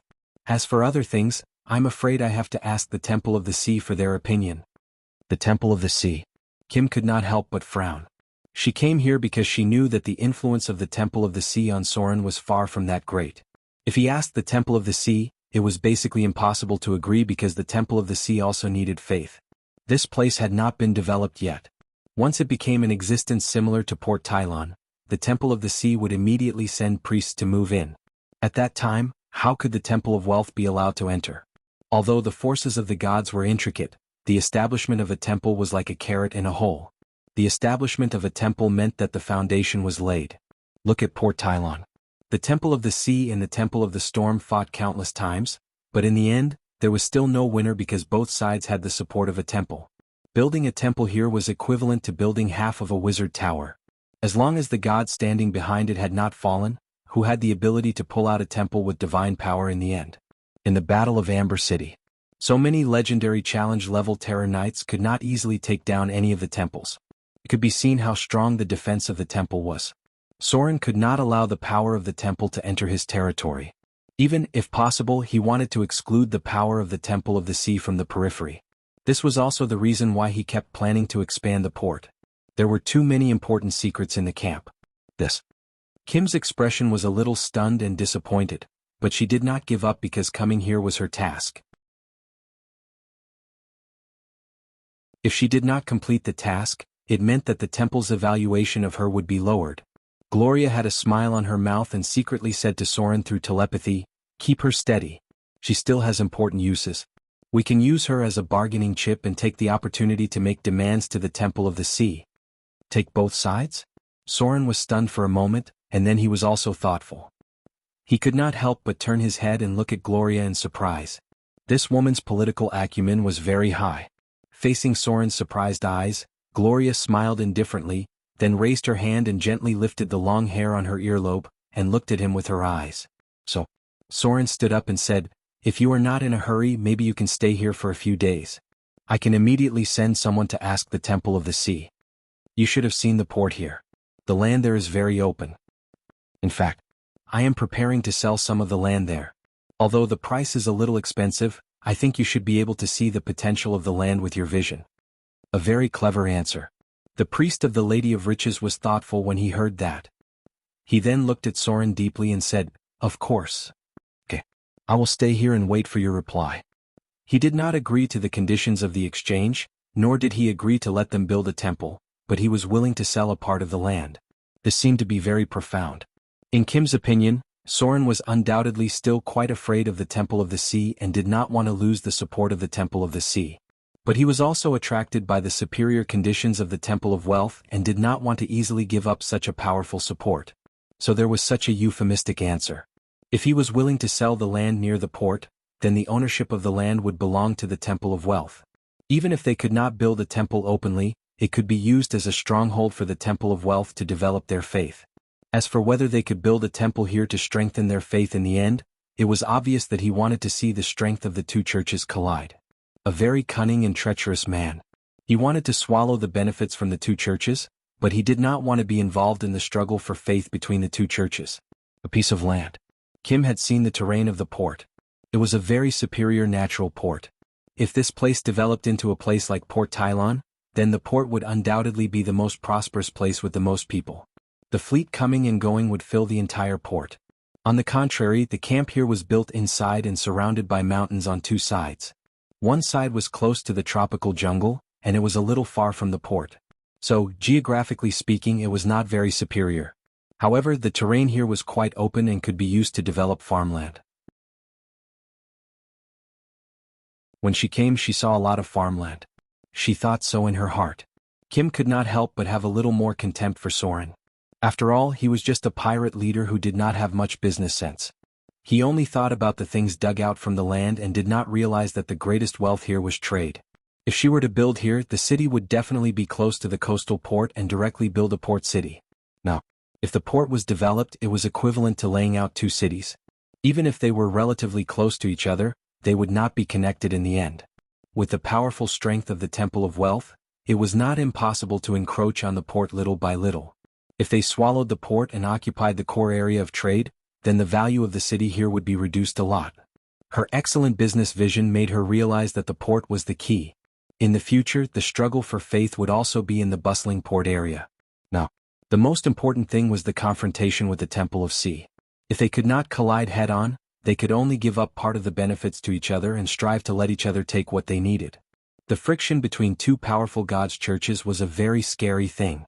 The group of believers from the Temple of Wealth was quickly settled down. When Kim left the hall, she could not help but see some drow warriors, which surprised her quite a bit. She turned around and took a deep look at Soren. Drows. This kind of creature was quite difficult to deal with. It seemed that they were the subordinates of this pirate? Maybe she had underestimated him too much. This group of people was settled near the south gate by Soren. At the same time, he secretly sent people to watch them to prevent these people from moving around in the camp at will. Gloria also quietly arranged a warning circle to block the area connected to the shadow plane. Now the portal had not been completely stabilized.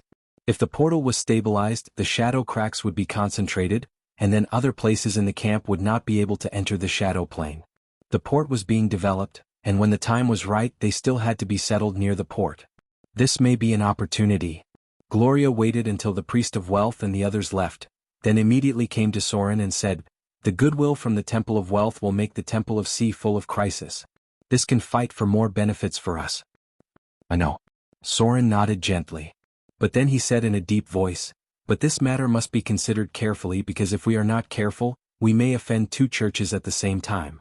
Gloria frowned, then raised her fingertips and gently drew a line on the planning and construction map. She separated an area from it and then slowly said, "Give up part of the benefits. Let them fight for it themselves." P.S. Today's first update, there will be more in the afternoon.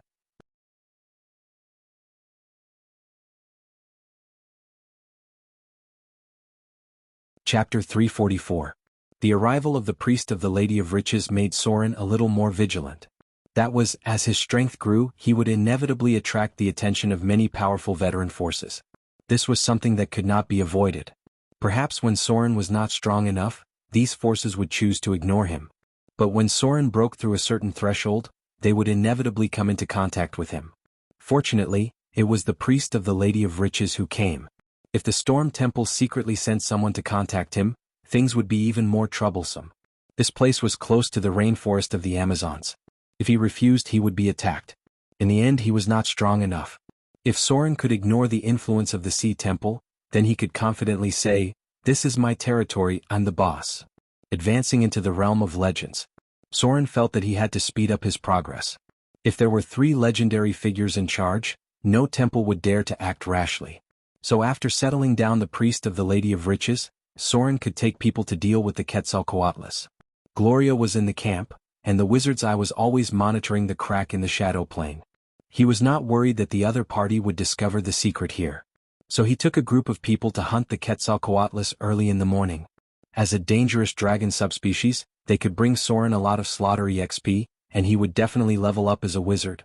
However, he still had to avoid casualties.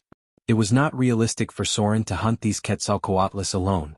The number of Quetzalcoatlus was probably more than one hand. The back of the mountain was a cliff. Soren had built a brick factory here, and the craftsmen from the east were busy. Behind the red land was a small river, and then it was the territory of the Quetzalcoatlus. There was feces of the Quetzalcoatlus here, so other creatures did not dare to come close. Soren's people were all grade 3 and above. Among them, there were elites who had participated in the White Dragon War. The dragon leather armor was in the process of being made.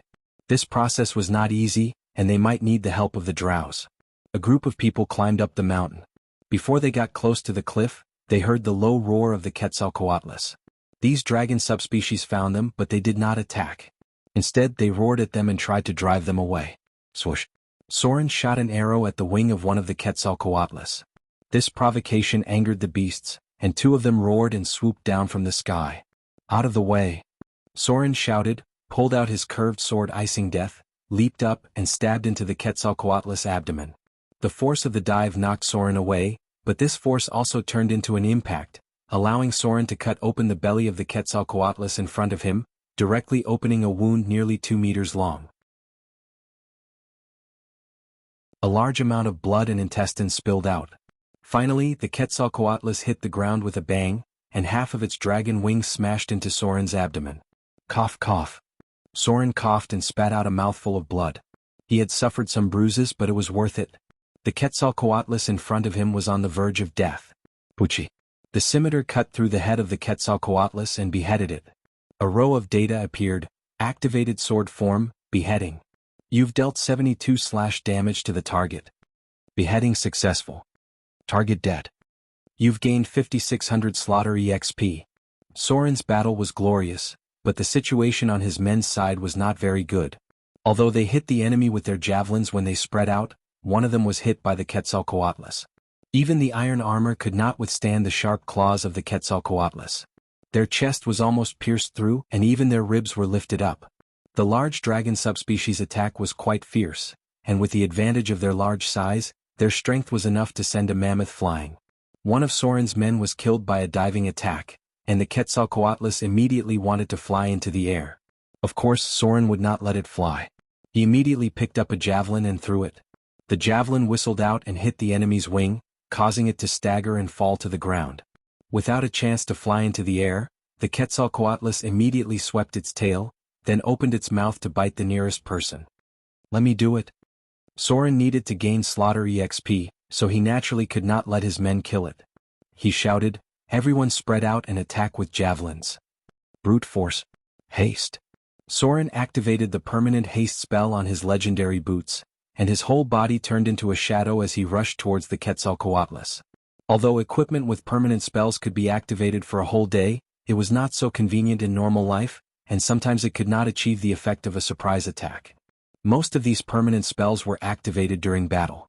Some of them were directly tattooed on the body by special means or other methods, and they could only be activated in a special environment. For example, there was a permanent spell like Dragon Wing. If it was exposed at the beginning, it was likely to be counterproductive because fission could sometimes destroy these permanent spells. Clang. The curved sword turned into a cold light and slashed on the back of the Quetzalcoatlus. After the battle with the white dragon and the red dragon, Soren could deal with these dragon subspecies easily. Perhaps it was more dangerous to fight one against many, but it was very easy with the help of his men. Whoosh. With the light of the sword, the Quetzalcoatlus in front of them was quickly killed. Soren stood next to the body of the Quetzalcoatlus and took a breath, then said in a deep voice, "Let's go directly. Don't worry about these bodies, we'll come back and take them away." The rugged mountain road meandered up. Sometimes there was no road at all and they had to rely on the shuttle. They quickly climbed up the Quetzalcoatlus nest. Then they saw the two Quetzalcoatlus that were guarding the nest. The Quetzalcoatlus stayed in the nest and did not help their companions when they were attacked, nor did they run away when they encountered a powerful enemy. Then there was only one reason. Soren was a little stunned when he came up. Then he looked past the Quetzalcoatlus that were baring their fangs and brandishing their claws but did not attack. He saw several dragon eggs hidden behind them. Spring seemed to be the season for Quetzalcoatlus to lay their eggs. Then in summer and autumn the animals were fat and strong, so they could catch enough food to feed the hatched dragon eggs. Be careful. Soren looked at them seriously and then said, "All of you back away. Don't attack those dragon eggs. Maybe these dragon eggs are still useful." It was quite difficult to tame dragon subspecies. However, if they hatched from the eggs, the difficulty of taming them would be reduced a lot. The Quetzalcoatlus growth cycle was very fast. As long as there was enough food, they could grow to more than 1,000 pounds in half a year. Although Soren did not know how to tame a Quetzalcoatlus, the drows had the skill to tame a petrifying lizard. Giant lizards were very similar to dragon subspecies, which meant that the possibility of taming them was about 30%. A 30% chance was enough for Sauron to give it a try. The others immediately backed away when they heard Soren's words. Soren approached the two Quetzalcoatlus in front of him. They were very uneasy facing Soren, but they did not leave the nest. Whether it was a pure-blood dragon or a mixed-blood dragon subspecies, the probability of laying eggs was not very high. Therefore they would often protect their dragon eggs at all costs. Clang. A cold light flashed. Soren's figure strangely disappeared and the next moment, he appeared behind the Quetzalcoatlus. However, he did not attack the enemy in front of him. Instead, he directly rushed to the dragon eggs and collected 5 of them in a dazzling speed. Soren turned around and stabbed his sword into the enemy's back. At the same time he shouted, "Kill them." As long as they did not have to worry about breaking the dragon eggs, they could attack freely. These Quetzalcoatlus in front of them were no match for them. If Soren activated his slaughter transformation, it would not be difficult for him to fight these Quetzalcoatlus alone. P.S. That's all for today. You're tuning in to the Han Lee's Wuxia Chronicles YouTube channel. We're so grateful for your support and don't forget to subscribe to join us on this incredible journey through captivating stories. Your generosity through donations truly makes a world of difference, as it's the primary source of revenue that allows me to expand and enhance this channel for you. Thank you from the bottom of my heart for being a part of this adventure.